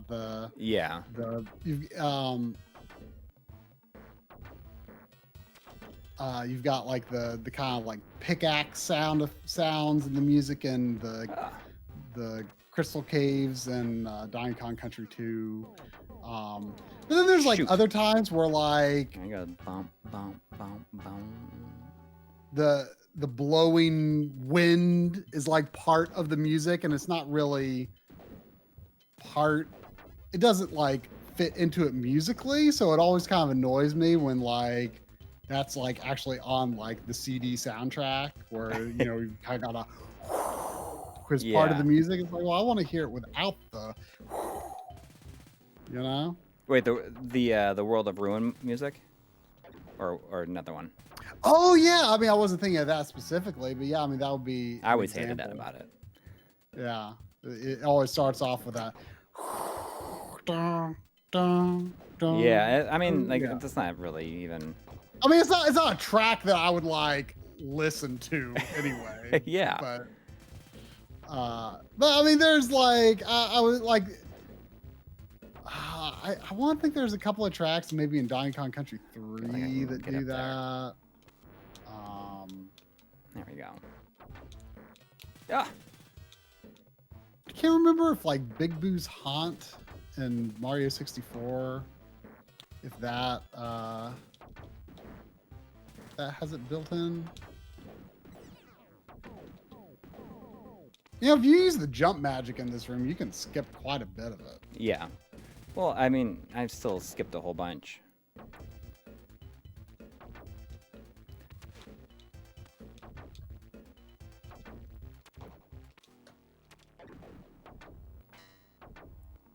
I mean, I was at the end before.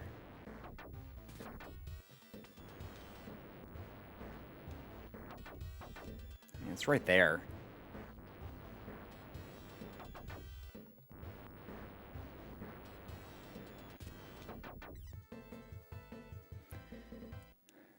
Hey, Street Sampras, I played that on stream a couple months ago.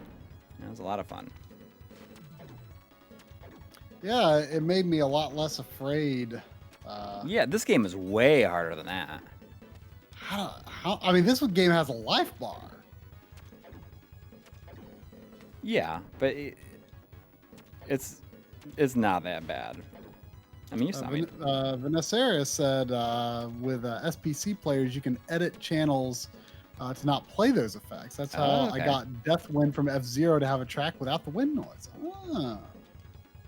That's good to keep in mind. I'll like if there was like I have thought about in fact using the Death Wind music from F-Zero before, but it's always like, oh. It's like it, but it wouldn't really sound good as background music because it's got that I don't always do this, but especially for like Genesis or something, like I often do like to record the music, like if I have time anyway. I like to record music from like the actual system. Oh yeah, yeah. I mean, I actually did that a bunch with the EverDrives episode, because a lot of the EverDrives have like music players, like the NES segment. I recorded all the music using the NSF player. So that's pretty cool. It's cool to be able to do that. And I have a pretty easy setup going into my capture card now, where so this monitor that I have, this HD TV up here has optical out. So it feeds from my OSSC into that, and then I just run the optical out into my Sound Blaster sound card, and I can just record that. And straight into Audacity or whatever.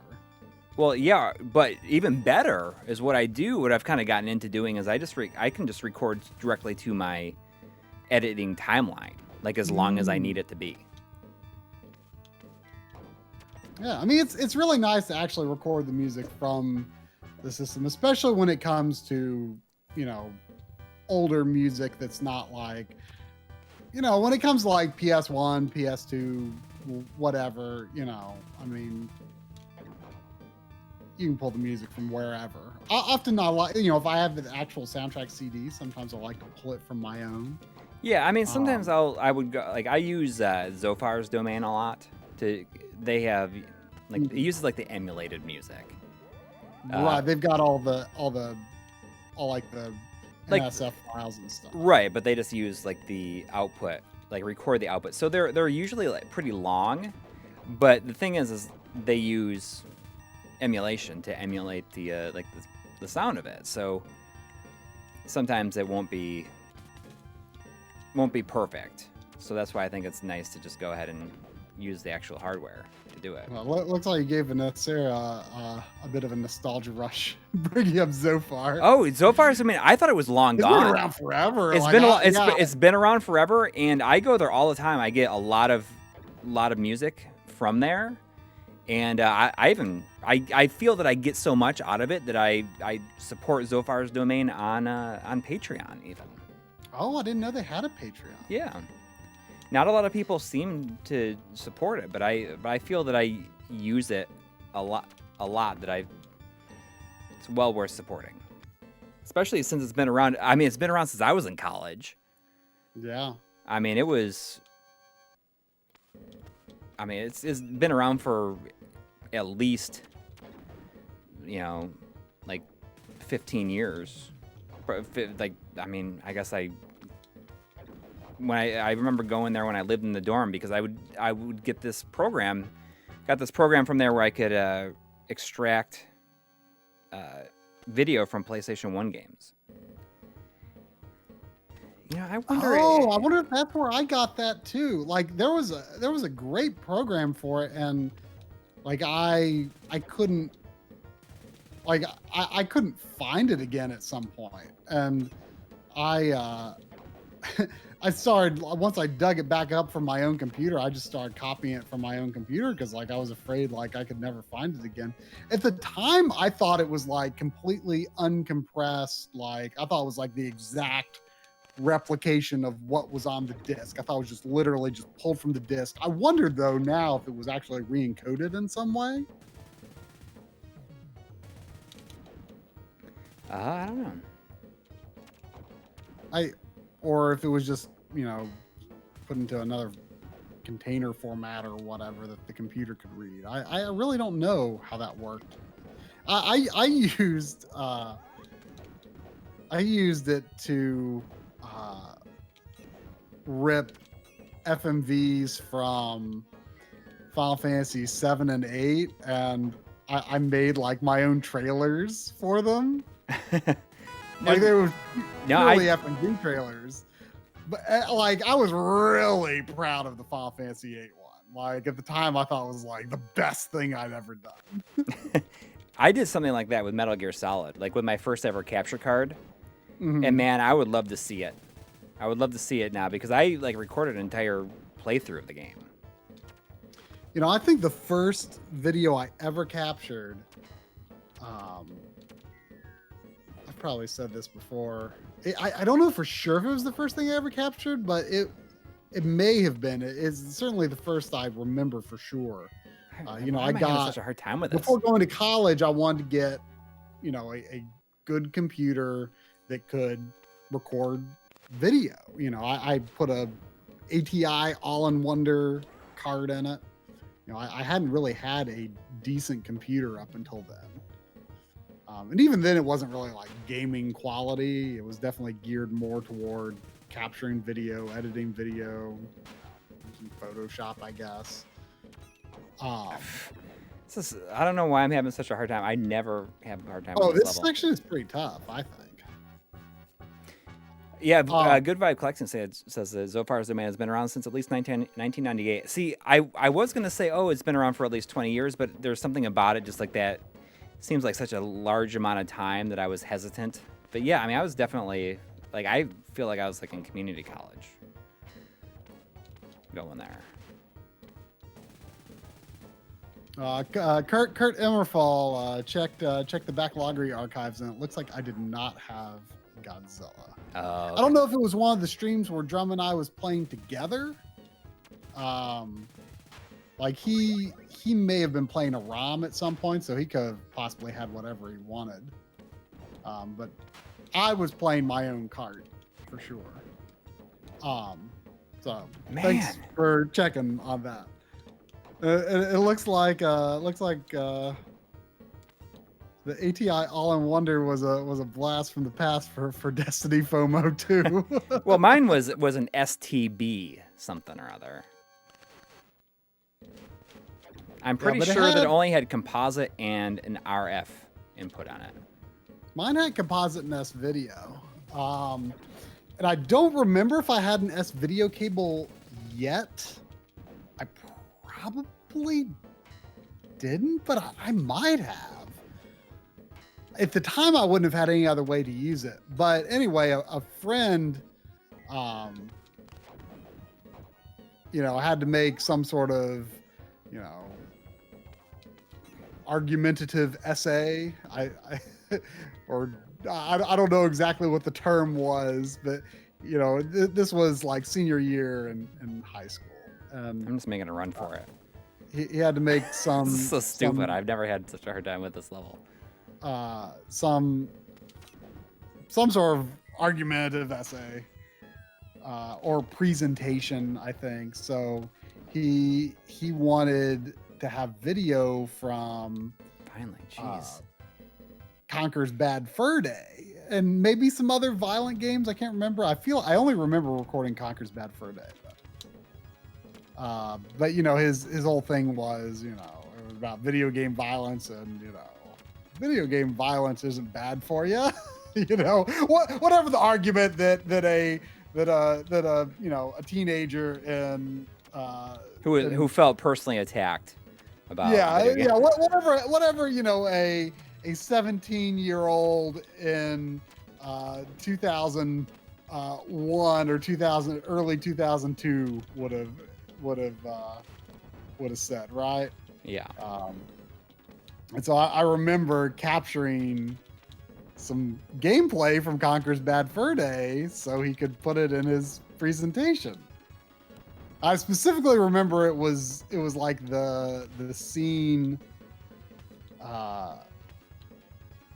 where he like encounters these like the teddy doctors in the World War II segment.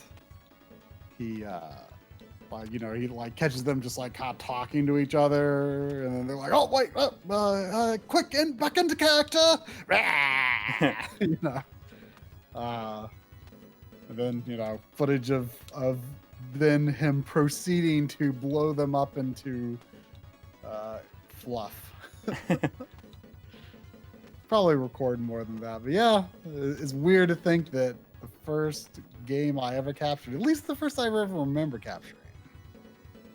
Was Conker's Bad Fur Day. I can't tell you what mine was. Sorry, I'm just going real slow here. I just don't want to lose this life.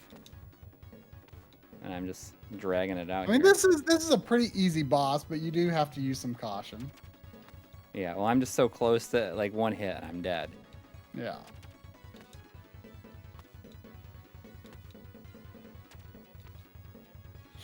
This is the segment you'd be in trouble with some input lag. The way I'm doing it.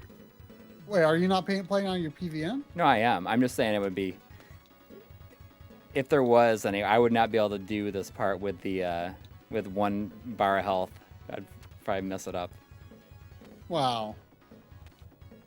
I mean, the rhythm is the same. I could probably adapt if I had to, you know? Yeah.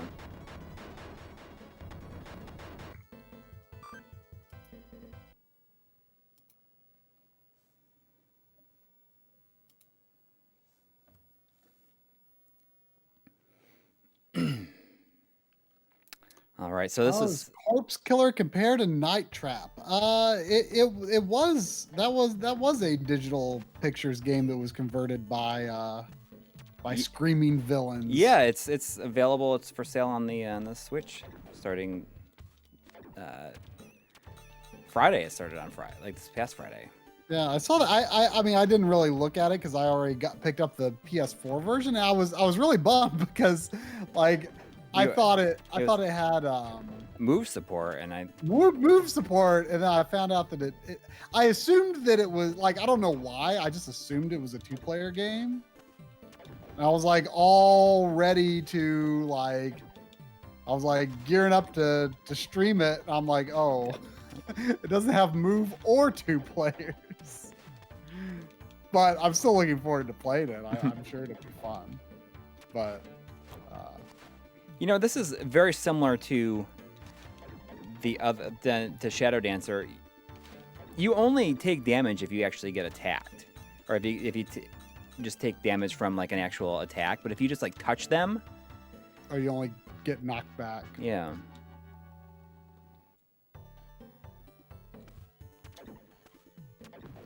This is probably one of my favorite tracks in the entire game.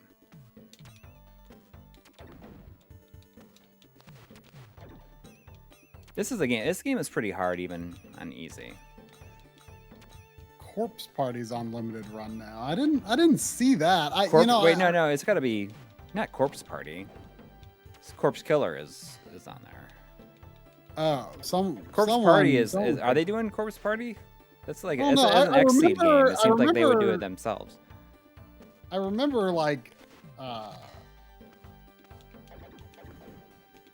was that Vita or P? That was PSP originally, right? Yeah, but there's been. I remember PC it was like versions a really big deal when it came out. Like people were just gushing about it, and someone on the back lottery gifted it to me, and it wasn't, it just wasn't really my thing.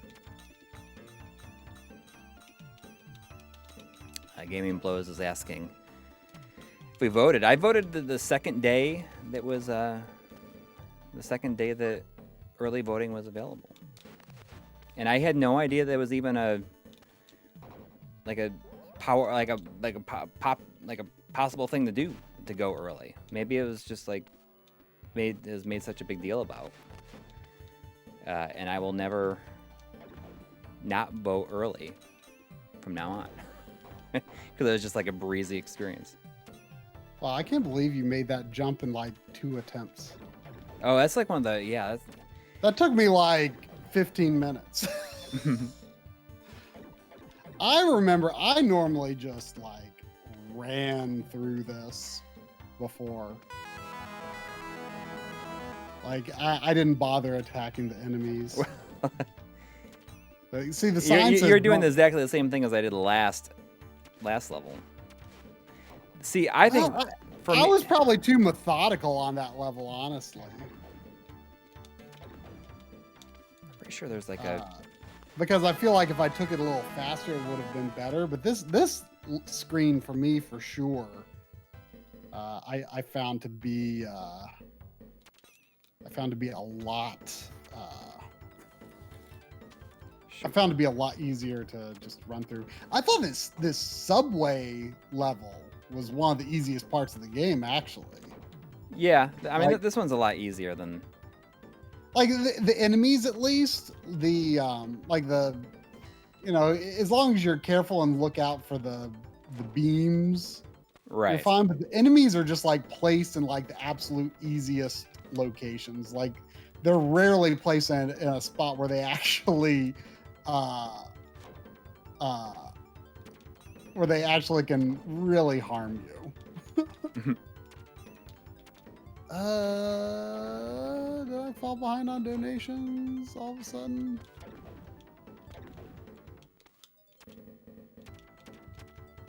Did I read one from Carter Dodson?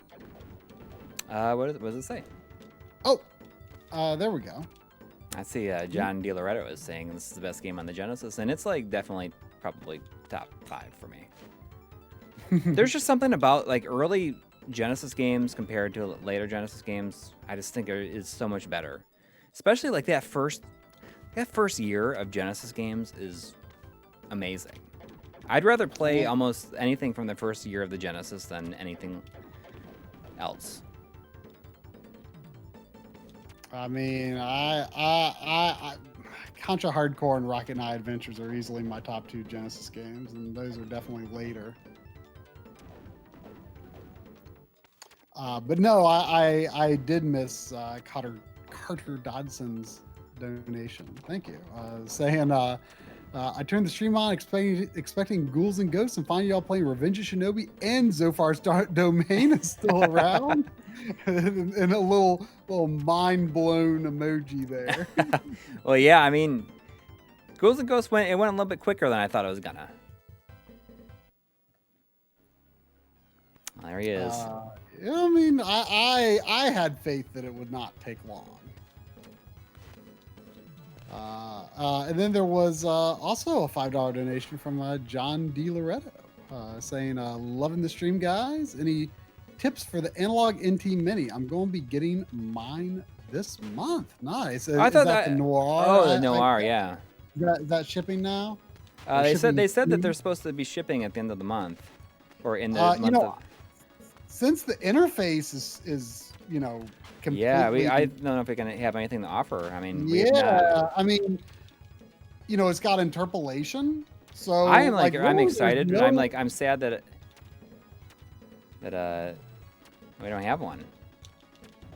Yeah, I mean, it's got interpolation, so I mean, in other words, like I would just set your horizontal aspect ratio to 4:3 if you're familiar with the settings of the Mega SG and Super NT. I think this is the best music in the game, by the way. Is this music that plays right here on this first level? I think the settings are going to be very similar. Yeah, that level does have good music. But I think the setup is going to be very similar to those. I'm sure it's going to be using Kevtris's scaling engine, which is really, really good.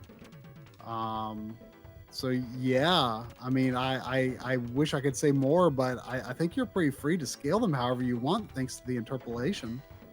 On the regular NT Mini, you can do like a 5x vertical and a 6x horizontal, which gives you an integer scale that is reasonably close to the correct aspect ratio.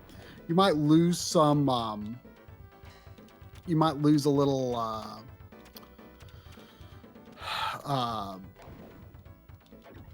You might lose a little vertical information. In most games, it wouldn't have an impact really, but in some games, you might lose a little important information like the HUD or something. But that's not really going to be relevant since you've got the new interface that has the interpolation, so you can just scale it to fill your screen, leave it set to 4:3 aspect ratio, and you don't have to worry about shimmering or anything. So yeah. Man, this level can be really, These jumps, especially like right here, The last couple of jumps, like it's like are, pixel perfect. pretty close to perfect. Voltar, this is not Ghouls and Ghosts because I beat it. You said if I need to beat Ghouls and Ghosts, see? Even with Fushin, I still fall in.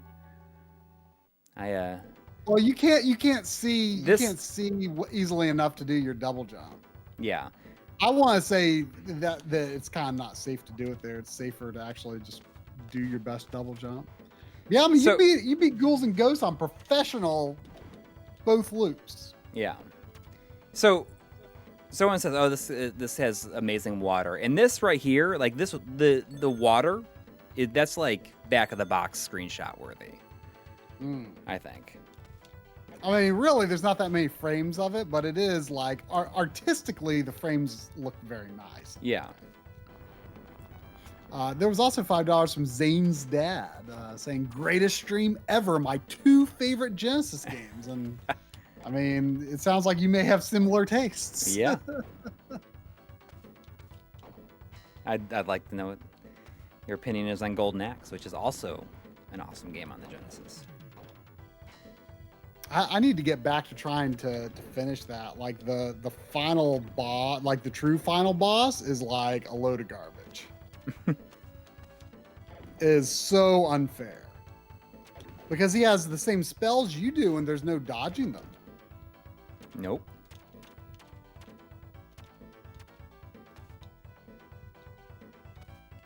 Like you really need to use magic. See, even there, it's like you got to be off of the platform when you jump. Yeah. There was a super chat from Vimecha that saying, "Do we answer there's his super chat about mechs? Was that something we missed?" I can look it up on. I think I saw some talk in the chat about the best mech game or something like that, but the best mech game. I didn't see it as a super chat.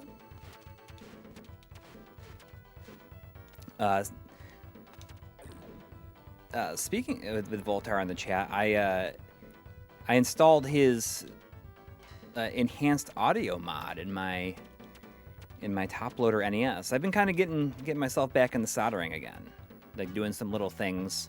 I bought one of those like a practice board just to kind of get myself back into it because it's been a little while. But I installed his mod in my top loader and enabled enhanced or expanded audio finally. And it's pretty cool finally. And then I had to modify my Honeybee adapter to be able to play it back with the real cartridge.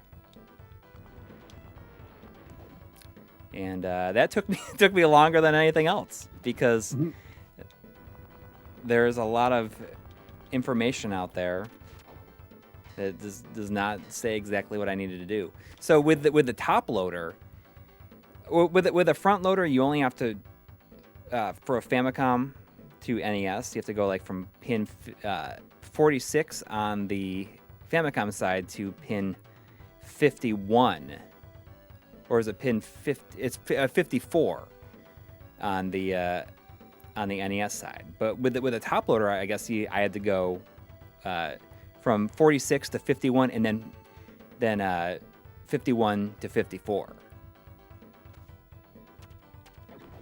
Because I tried going directly from 46 to 51 and just did not work, and I could only get it to work once I saw like randomly on a forum saying like, oh, you gotta have a top loader, you have to go from 46 to 51, then 51 to 54, and then it worked. Here we go. Oh, okay. And then not only that, but there's like that guy There's right there. another tough jump after, though. I think there's one more hard jump. Recommend wants to know which game do you folks find harder, Revenge Shadow Dancer or the original? Of those, I've only finished this one, but I have not put. I think the Shadow Dancer is the easiest one. I mean, I finished it on stream. I think I almost didn't I beat like the hard loop too on it? So what was the question about mech games? Did you No, manage I'd to have dig to. I that can up? look it up in the Streamlabs. Give me a second. I can jam out to this music for a minute while I do it. Bump, bump, bump.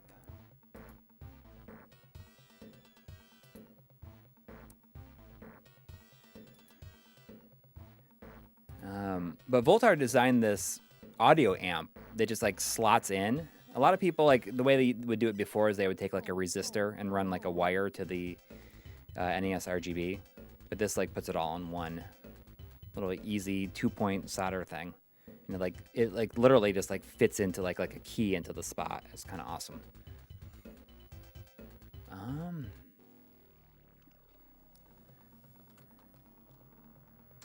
Oh, Voltaire's asking, was there ever any response or consensus concerning the image retention on Game Boy IPS mods?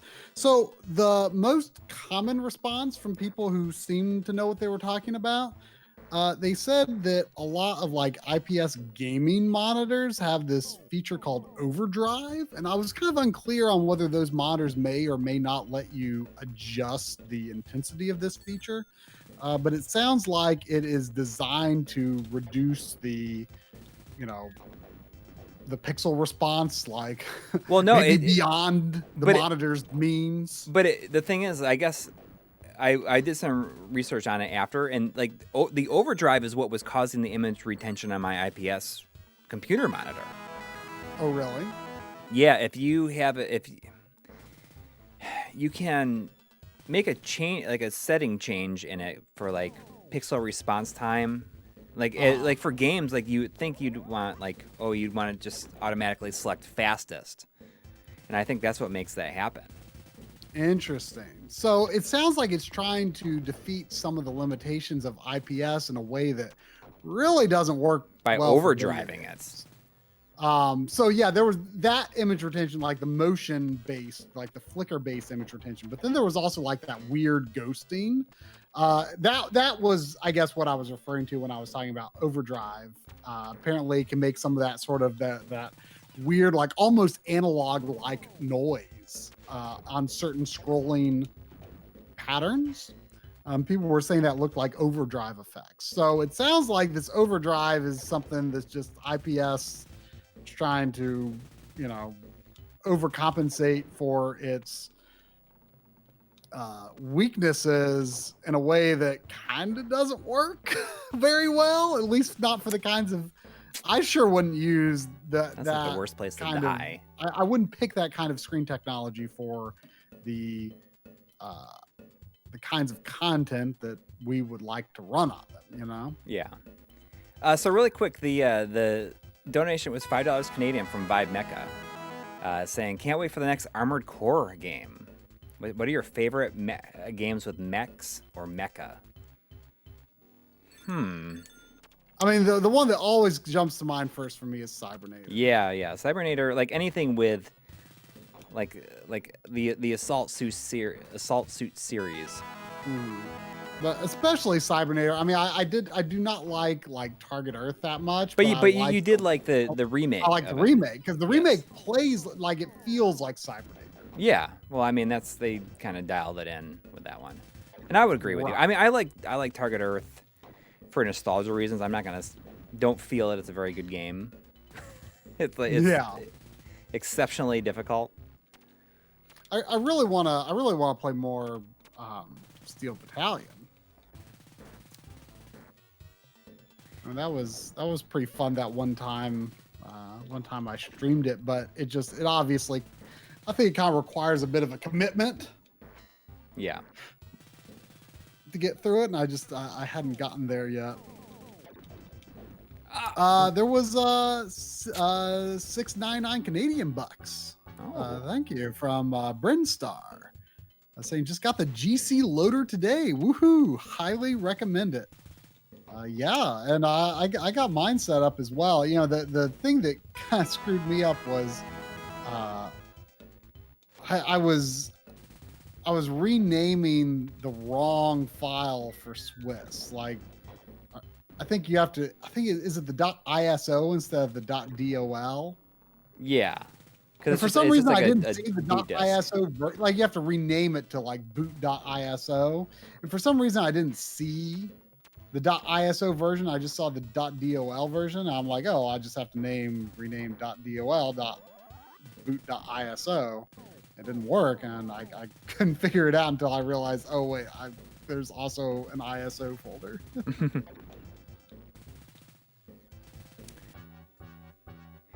Yeah, I have to then update mine. Mine is with Dan, but we just got our X stations, and Dan is installing them into PlayStation 1s for us. That he'd also put in PS1 digital. That's my next generation console that I'm excited about. Yeah, that and your Neo Geo flash cart. That's Yeah. But what we're talking about really quick, I know that there's a couple of other donations we got to get to, but we were mentioning the IPS screen, and I had the one screen that a lot of people said, oh, that's actually a real AGS 101 screen in it. You just need to turn the pot on the back of it to make it so that it works better, because it doesn't have that interlacing feel to it. And I did it, and it is a huge improvement. Like, I love it.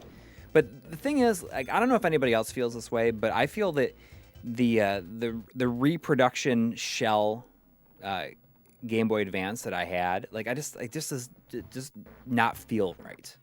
Yeah. The buttons feel too mushy, and like the D-pad feels like too hard to push. So what I ended up doing is I had an extra Game Boy Advance. Well, I only had one like regular unmodified Game Boy Advance, and a friend of mine had a whole bunch of them, and I traded him some stuff that I had, and I was like, oh, if you have any like other consoles, here's what I'm looking for. And he had an extra Game Boy Advance, so when I got that, I opened up my other like normal unmodified Game Boy Advance, and I transferred all of the internals in from the AGS 101 screen into the the real system, and it's amazing now. It makes like such a huge difference. It just feels right. Yeah, I mean, I agree. The plastic ones, they're just off. But I do like the feel of the metal ones. The metal shells, the metal buttons, they are pretty neat. Yeah, I can see how that would probably feel a lot better. Yeah, it's definitely more premium. I'd have to play a little longer to see if if it flakes off, Mm-hmm. But it's pretty cool. It is pretty cool. So the AGS 101 screen can't be properly driven with the stock circuitry and the original GBA. But what's that other wire that it comes with? You have to like solder to a point on the board. Maybe that's what does it. I don't know. There was also $2 from Wegra or Vegra. I'm not sure how you would pronounce that. Just like the Wega TVs. I don't know if it's Wega or Vega. Just says sup. And honestly, this whole stream is about what's sup. Yeah. There was 3 from Greg Kraft, who just says, just wanted to brag, I finally beat Rondo of Blood. Man. Congratulations. I mean, that is what a game. I kind of thought about playing it last week, actually, but then Coury suggested Castlevania 4, and I'm like, that 4 feels right. I feel like playing 4. I would love. Maybe I'll save Rondo of Blood for the Analog Duo. It is such a good game. But what's cool too is that now your save file has like, you can see like which of the maidens you have saved, and you can level select. So you can unlock all of the content quite easily from your beaten file. That's one of the best features of the game. I think I might switch to something else for a little bit here. And there was also $2 from old JPEG, old John Perry G. Oh, thank No you. comment, but thank you. Or maybe that $2 was wanting to see whether you had Godzilla or not. No, this does not have Godzilla. It has a skeleton.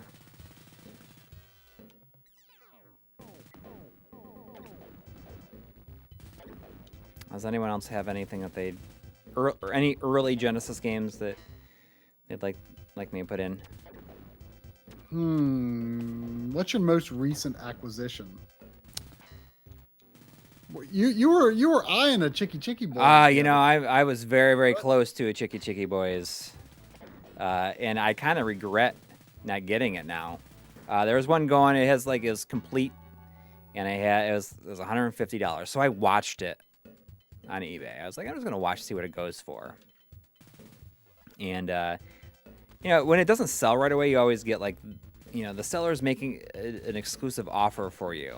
It's like, do you want to do it for 125? I was like, God, do I really want to do this? Because it's just annoying that the difference between a copy without a manual and a copy with the manual is like twice the price. It's more than that. There's one that's is in great condition, just the case and the cartridge, and it was like $65.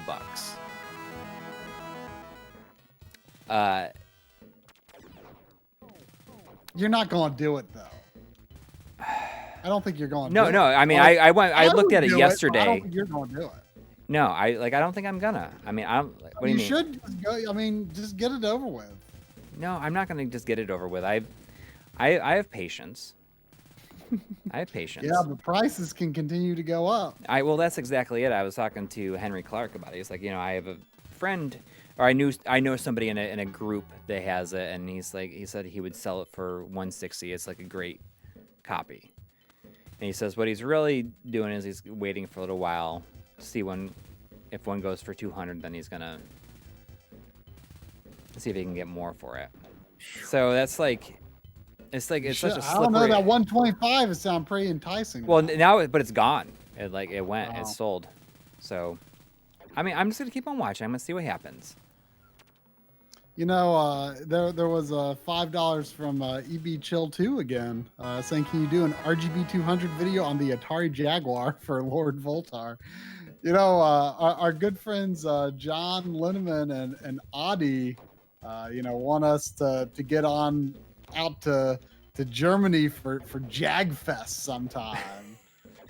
So who knows?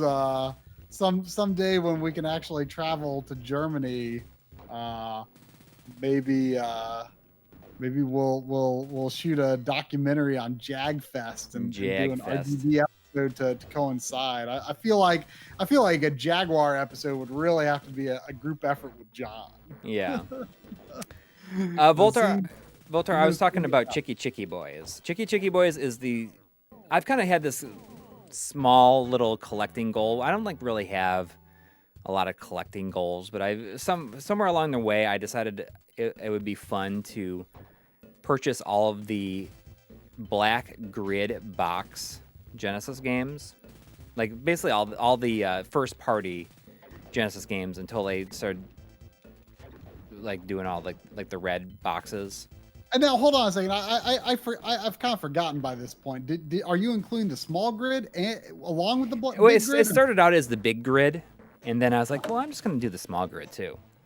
And I just have one left. I just have Chicky Chicky Boys left, which is Oh, I didn't know you were. What was the most recent? The most recent one that I got? Yeah. I got Toki, Alien Storm, and Home Alone. So I'm down to Chicky Chicky Boys is the last. Wow. But I'm in no rush. It'll happen. If it doesn't happen, I'm not gonna be sad or anything like that. But I mean, I don't know. You've gotten this close. I think I hit this. And looks like Adam Delbridge countered Greg's donation, saying, "Not bragging, Greg, but I just beat Snatcher for Sega CD." I could play some Home Alone. I'll play Home Alone. I'll put that in Yeah, right why now. Hang not? Do it.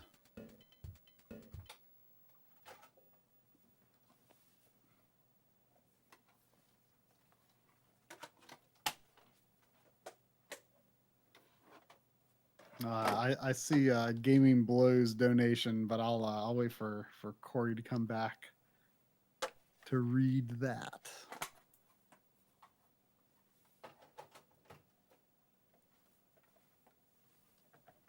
What am I doing?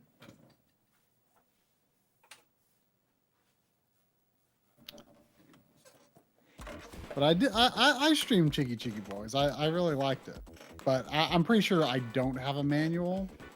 I got it for like $60. What? Oh, the Chicky Boys? So there's only one thing I can say about this game. Is holy cow. Holy cow.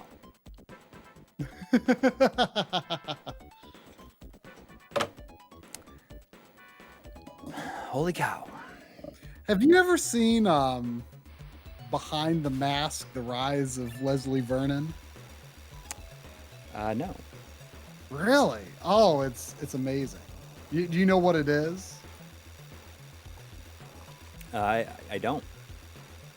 It's like it's a mockumentary of like it's like inspired by like the slasher horror genre. So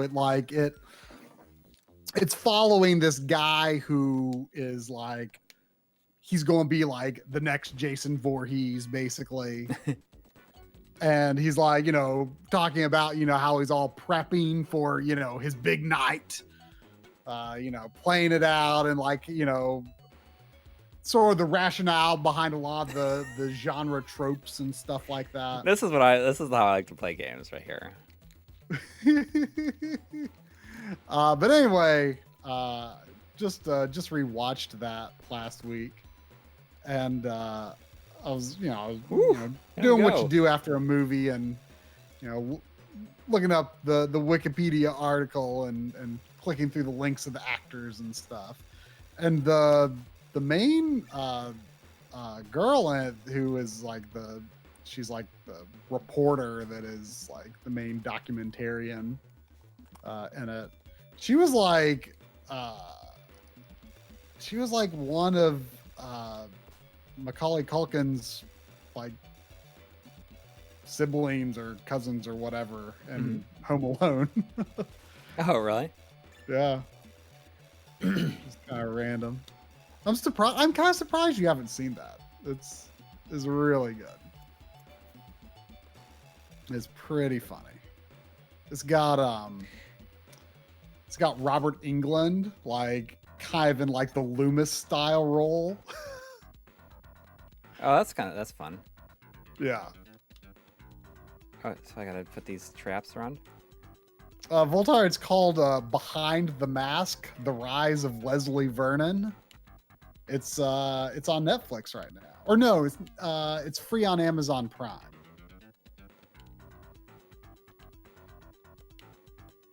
It was really, really good.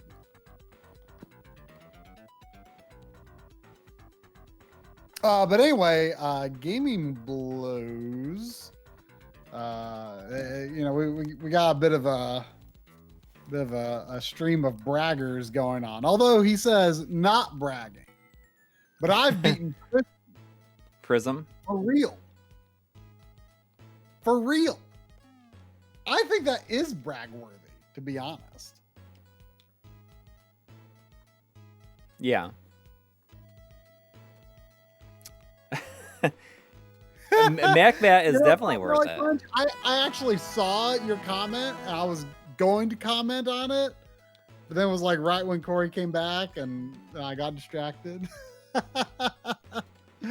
Bob Belly Punch donated $2. Thank you.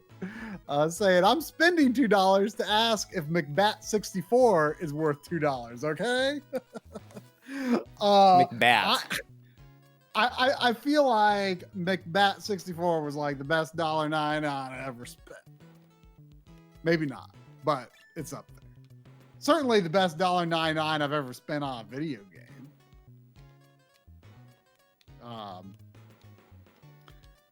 And you know, you've probably got like I don't know why I said we.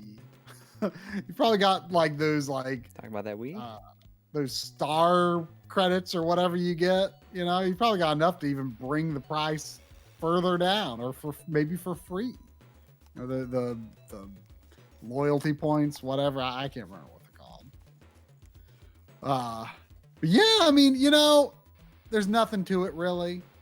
There's no like, you can't really die in it. There's not really enemies. There's like not any significant puzzles.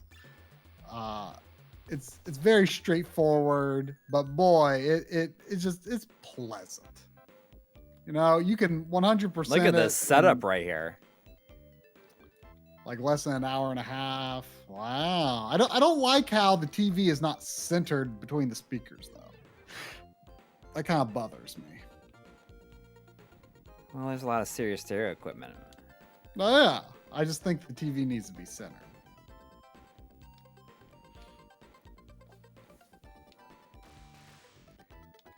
I don't even know. I don't know what I'm doing at all in this.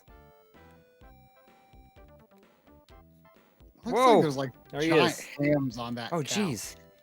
Ooh, he got me. Oh, he's like. Oh, then I just like blasted him in the back. Look at it. It's gonna. Scepter Sever says, been on the lookout for No More Heroes 2. That's getting a little pricey these days, isn't it? Is it? Maybe. So, have you been following anything with the re-releases that just came out on the Switch? No, I haven't. I mean, Are they? I mean, if anybody in the chat has played it, look at it. They got some arcade games in here too. I want to say someone in the Discord said, Are they? Can you play them without motion controls? What I want to know. well, I think they said that the Joy-Cons worked pretty well for it, but I don't know if they like completely patched it out or anything.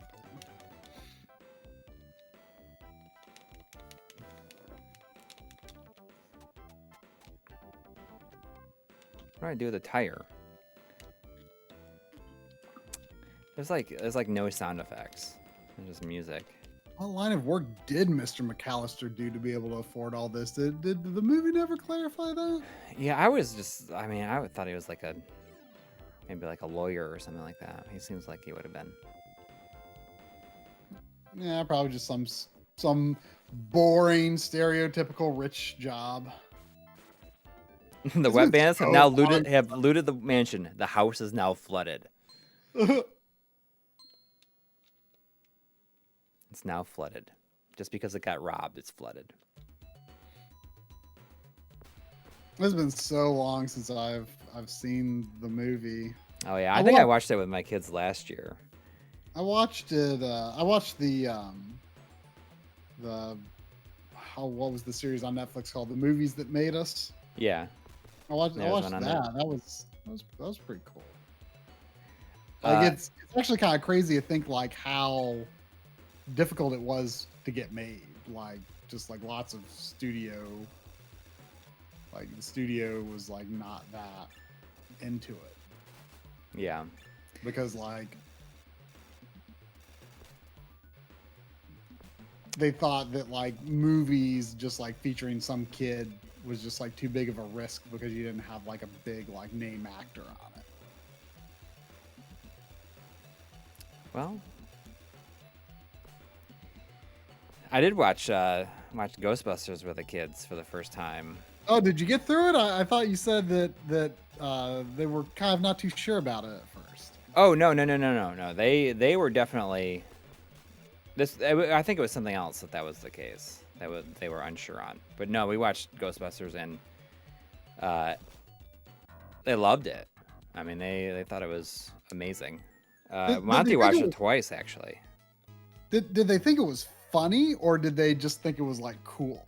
I think they just thought it was really cool. Well, they really like Slimer. Mm-hmm. Like, oh, it's Slimer. What's really Were they funny familiar is, with Slimer from like other stuff? I guess so, but it's like he's like never even referred to as Slimer in like the movies. It's like, oh, he's sliming Yeah, he's me. really like. I mean, That was like he a real obviously- Ghostbusters thing. But then I had to capture a little footage of the Ghostbuster game, and they totally call him Slimer in that. So Yeah, he's really not a thing yeah, in the movies, hardly at all. Just eating some hot dogs. right. But I mean, there's a lot of stuff in there that like I was curious to see like how the kids would react, or if they'd like even understand. And you know, it's definitely a movie that, you know, is a product of its time in terms of the you know, it's not like a straight up kids movie. No. There's a lot of stuff in there that I was, you know, it's very. I mean, that I knew it was coming, and I never really thought of it as in like, oh, I'm gonna watch this with my kids, like some of that stuff, you know. I mean, I saw it when I was probably like I don't know what I'm doing in this. 7 or 8. I mean, I think I told the story when we had Dustin on the stream. Yeah, that you saw in. I saw like we were like traveling somewhere, and I remember like we rented it because we were in like a hotel room. I remember watching it, but like I thought it was based on the show. Like no one ever told me otherwise until like I somehow found that out when I was in high school, that like the movie came first. Like I was like never really exposed. Like no one I really knew was like all that into Ghostbusters or anything. I just thought it was some, you know, kid show and toys that I liked as a kid. And I saw the movie, but I thought it was based on, you know, I had no idea. Like I knew like who Dan Aykroyd and Bill Murray were, but like I was too young when I saw the movie to know who they were. Yeah. And so like I never realized later that like these, you know, famous comedians are, you know, were the Ghostbusters. Yeah. Until much later. So I, you know, had no idea that it A, wasn't a kids movie, and B, like was a comedy. Like that was not how I saw it when I was a kid. You know? I mean, you think of it as like, I think a lot of people think of it as an action movie, but there's really not like a lot of action in the movie at all. No, I mean it's definitely a comedy, but it's like it's got that 80s brand of comedy similar to, you know, Back to the Future. Yeah. Which is like, it's not really about jokes. You know? Right. It's just like, well, I mean, there's so many like movies of the time, like the jokes that they made, they just like come at you rapid fire. Like so many movies now, it's almost like they pause after they make a joke, like so you can laugh. Yeah, I mean, like in 80s movies, the jokes are so like, it's either just like it's a funny situation, or like the things that they say, it's funny dialogue that's almost incidental. Yeah. And like if you're not like, they're not broadcasting like this is a joke, you know? Right. They're just you know, I mean, I think that's the difference, and that I think that helps them be more timeless. Yeah. Yeah. I mean, like like everybody is really funny in it, you know, and I feel that it's definitely one of those movies. The more you watch it, you'll always pick something else up, and it's it is really funny that like Venkman like really doesn't know what he's doing like most of the time. He just like does not want to admit that he doesn't really know. Yeah. And he'd rather just like kind of make other people feel stupid instead of like admit that he that he doesn't know. Yeah, well, I mean, there's always just like, you know, the dialogue is really subtle. Like, it's just, you know, things Yeah. like, you know, listen, you smell that? You know, and like, you know, where do these stairs go? They go up. like if you're not like those are the kind of things like the first time you watch the movie, like you probably aren't even thinking about. Yeah. Then like you watch it again and again and again, you're like, wow, that's really funny. I mean, it's if you've never really watched it, you know, Big Lebowski is very much like that. I need to watch it again because like I did not get it. Oh, it is a movie that like after you see it once, you'll pick up on a lot more. Yeah, I can definitely see it being that kind of movie. The first time I saw it, I didn't really care for it, and then I didn't watch it for years and years and years, and then I decided to give it another shot, and it was just I thought it was awesome. Is it on your Vudu? Yeah, it's in 4K also on there. Hang on, I'm gonna play something else. Yeah, it didn't look like you were doing anything fun in that game. Sad to say.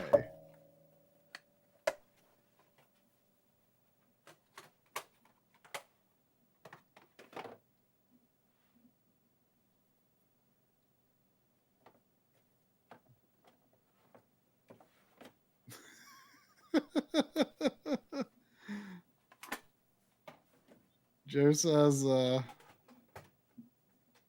are you back yet?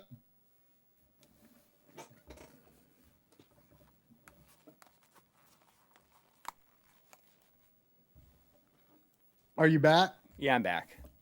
Joe said he just tuned in to see some Ghouls and Ghosts being played on the awesome Gens emulator. I know. The simulation I'm seeing isn't very accurate. It doesn't even look like the same. Yeah, the S in there is a letter that I forgot to take off from SNES from last week. Oh, is there a Gens emulator? Mm-hmm. And then there's like Genesis. I beat it though. I beat Ghouls and Ghosts. You unprofessional. You like beat it so hard. I mean, you did it on professional, Yeah. or is that what's the highest difficulty called? Yeah, professional. I mean, that's the real way to play it. I guess that's been a really long-standing Capcom thing, isn't it? Like yeah, calling the highest I difficulty. like Joe is definitely has very similar feelings on Ghouls and Ghosts than as I do. I mean, I would say that Joe, if you're still here, would you say that Ghouls and Ghosts is probably in the top 5, your top 5 favorite Genesis games?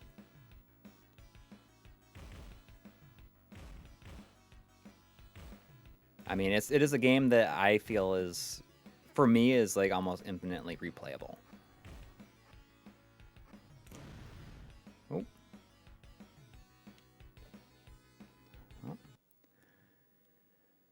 There was $2 from old JPEG saying, "I don't roll on Shomer Shabbles." Oh, I don't roll on as a Shomer. What is the word? Is it Big Lebowski? Yeah, it's the holiday. What is it? Oh. Is it there? Is it Shomer Shabbos. Oh, I guess I read it wrong. When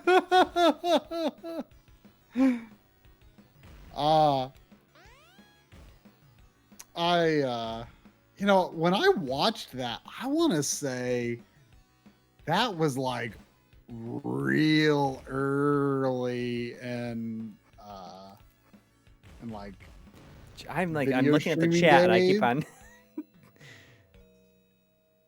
And like when I say video streaming days, I'm not really talking video streaming days, because this was like on the PS3. I assume you can still do this, but like you could buy I don't know, maybe you can even do it on PS4. I don't know.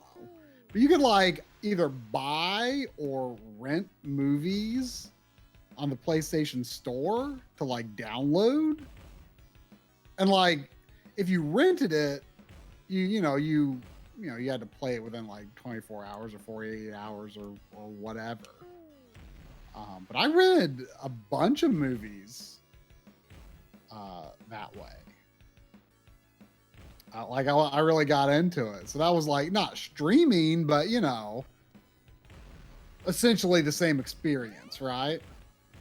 That was, that felt like a really accessible way for me to check out a lot of movies that I was curious about or had heard about, but I didn't have TV anymore, and it just seemed like a really good way to check out a bunch of movies. I don't know if anyone else really got into that. Remember when Netflix streaming became a thing, you had to have a boot disc. Oh right, to yeah. run PS3 at first. Oh, man. I'm pretty sure I did do that for a little bit, but I don't think it was that long before there was an actual Netflix app. I mean, I did the did like the DVD thing for a good while. Oh yeah, so did I. And there's still people out there that just do the DVD thing still. Yeah, I mean I find it surprising that it's still a service that is offered. Yeah, I mean, I'm terrible at this. I forget what I forget what the cost of that is now. And of course, Netflix's streaming prices gone up, and I think I just read it's going up again. I think the main reason I gave up on the discs, though, I mean, it is pretty easy way to get access to some movies, but I think it was a big extra cost for Blu-rays. Like, I'm just, DVDs look good on CRTs, but I'm kind of over DVDs for playing on the big screen. I did do that one. Mythgard. Yeah. I have no idea what we're about to play. Look at those ray traced reflections in the water there. Yep, all real time.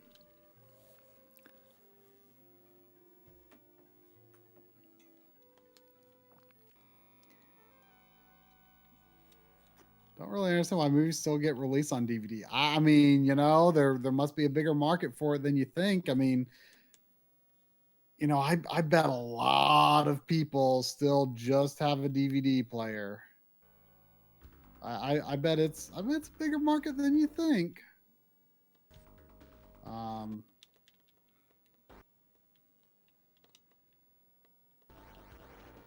What's going on with the music here? Hang on. What is this? Hang on. I think it's just like having a hard time syncing to it. Oh, you need to be on 59.87 for Genesis. There we go. That's better. This is Jewel Master. Jewel is it related to anything else, or is it kind of a standalone thing? It's a standalone thing. This is something that I've never really played that much. Because, excuse me, it has kind of a generic looking box art. So I mean, back in the day, I was like, it was never something that I would have really given a second thought to. Let me see. I mean, it's not an amazing box. It's just like a hand. Yeah. Do you consider it a grid game? Oh wait, no, that's the Mega Drive box. Yes. Okay, No, so no, it is. it's a grid game. Yeah. I'm not familiar. I think that's considered like pretty decent though. I mean, it looks pretty decent. What was the deal with that equipment screen? It looked like there was like a lot of Well, yeah. I mean, you probably get a lot of different rings. a lot of rings.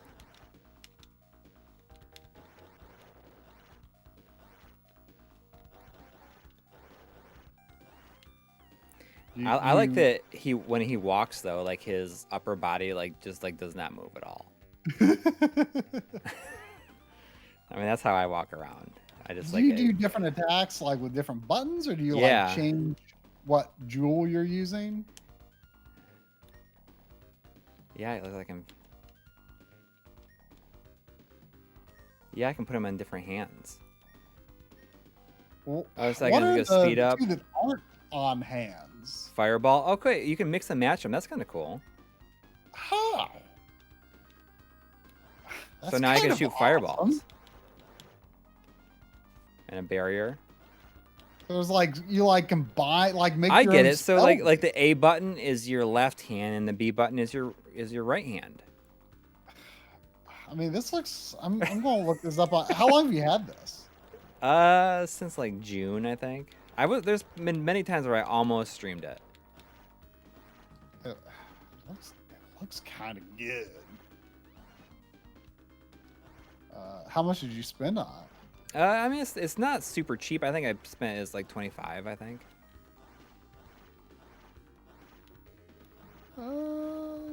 Yeah. I mean, here's like carton box is 25, but then there's like complete that's like 45. No manual 29. I mean, that's not terrible for a Genesis game. I don't know. I think it looks kind of cool.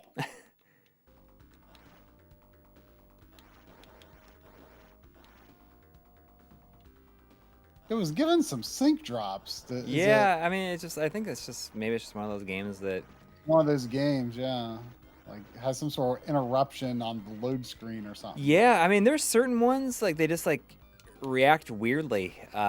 One that I didn't even realize was a thing until I thought it was an issue with the SC to SNES yesterday, and I realized that it is not. Mega Man X. If you're playing on a 1-chip. It'll give you a sync drop when it first goes to the stage select screen. Like the first time or every time? At least the first time, but then it'll also drop sync when you select a stage and the screen flashes before the boss appears, like as the intro.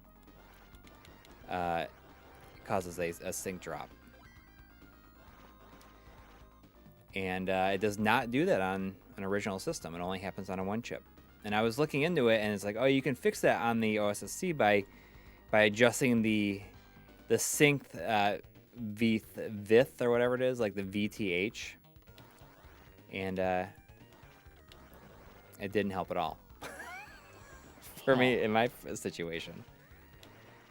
So I mean, I go back and forth in my setup of like using the original SNES as like my main one.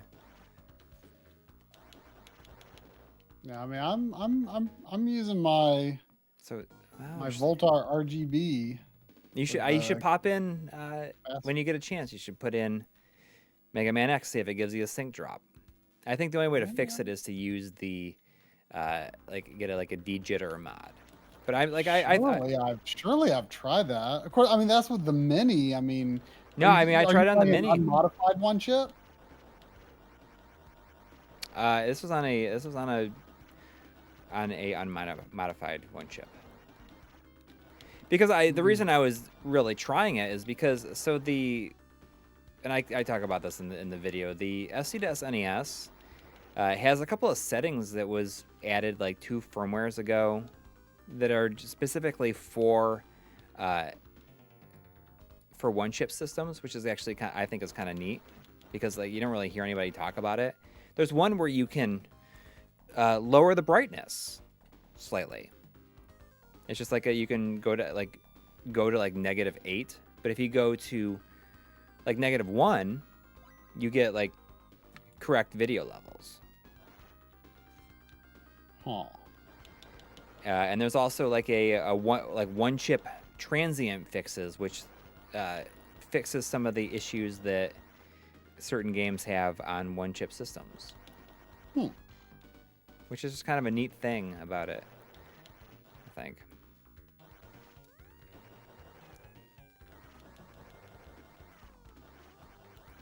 I mentioned those a little bit. I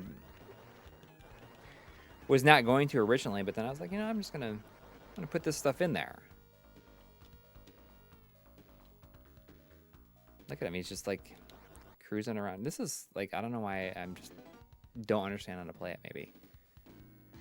I think the official SCDS Game Boy firmware is close, and same. I think it's probably gonna have save states in it as well, because I think I saw some tweets I was looking yesterday from Macario1 saying that they were working with Furious, who is doing the save state add like firmware, and Macario1 had a couple of things that they wanted done to it, like to account for before releasing it as an official firmware. So it's got to be pretty close.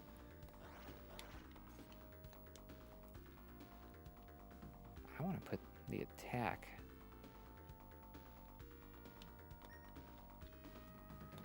on B. What if I put B? Oh, so that doesn't do anything if I put that. Huh. What? I mean, it's just interesting. I mean, it feels like a game where, as you get more rings, you could become pretty powerful. Yeah. I mean, you probably just kind of have to take it slow, I'm guessing. Right. Like, it looks like maybe it could have more of like a Alicia Dragoon sort of pace to it. Right. Just gotta take your time and collect some. It kind of makes me think of Kickmaster a little bit. Yeah. I don't know why. It's always interesting. I see. This is something it does not seem like something you would say, "Oh, this looks pretty good." This is like something I'm gonna. I don't know. Like something about this calls to me. I like that ring equipment. Oh, I can attack upwards too. Seems cool.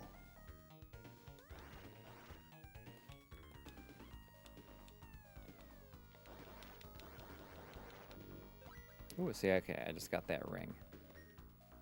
Oops. I mean, like, there is something about, like, generic fantasy environments that kind of speaks to me. Like, something about it, like, like... Yeah, I mean, it almost looks a little... Gauntlet like, or whatever. Like, little, it's not something I've ever put a lot of time into, but I see it, I'm like, I kind of like that. A little legendary axe-ish. Yeah. I mean, you got a bit of that D&D vibe, Yeah. Like, I don't know if it's fair to call, like, Dark Souls or whatever, like, generic fantasy. I mean, there is an art to it, for sure. But, like, that kind of just, like, very simple sort of, fantasy with, knights and castles and, nothing special about it necessarily. Sometimes I just really like that.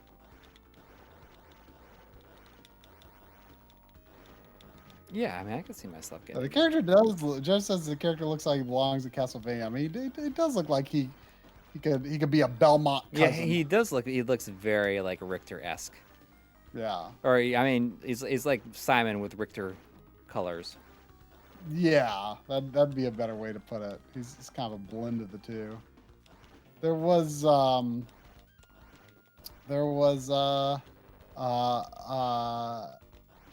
I'm trying to parse your username here. One Deck HK. I'm guessing that's One Deck Hong Kong because it's 25 Hong Kong dollars. Thank you. Thank you. Saying great to catch you guys on my lunch break.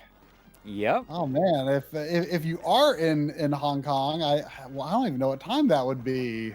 Well, I mean, probably a roughly 12-hour difference, I would guess. So probably around lunchtime over there, I would guess. sir, I don't think I have a life bar. I don't see it. Unless it's those Life jewels bar? there around me. What you should stream sometime is a Mystic Defender. Yeah, I really should.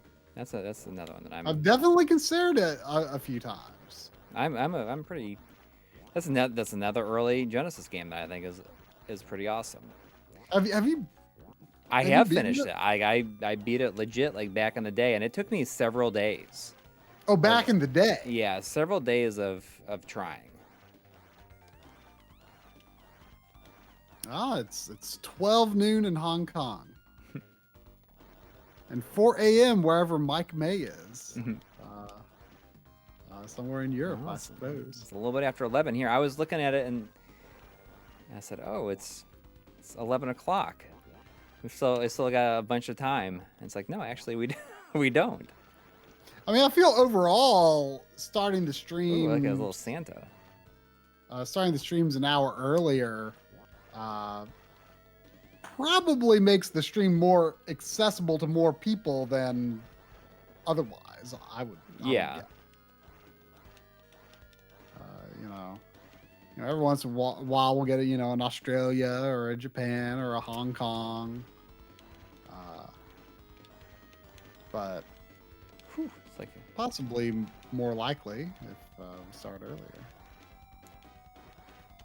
Yeah, I didn't think you beat Mystic Defender back in the day because you were going to a video on like the whole like series. yeah. It's like people don't really know that it's like kind of like based on some stuff and connected. Yeah, I mean, no, it's good. It's a really fun. It's challenging for sure, but I've really liked it. It's really funny because it's kind of like normal, and then like by level 3 it turns into like this crazy like HR Giger inspired alien thing. Huh. Let's see if we can see some demos if it shows any later levels.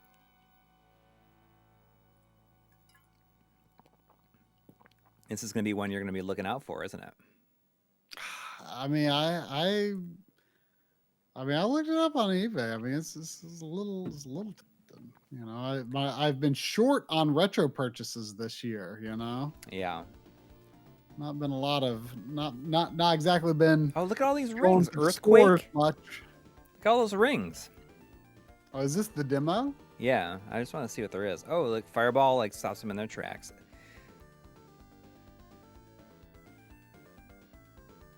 Faces on the side of the mountain. Maybe that was the earthquake he was doing though. Yeah, I mean that's what it was. Earthquake. Like, is there any NP? Like, can you just do all attacks? Like, can you just spam all attacks? Yeah.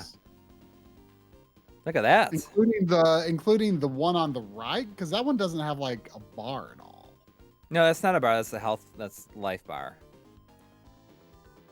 If you watch it, it's hard to understand. I didn't understand until the very end here what was going on. But the more hits you turn, like the jewels will turn gray, and gray essentially equals empty. Yeah.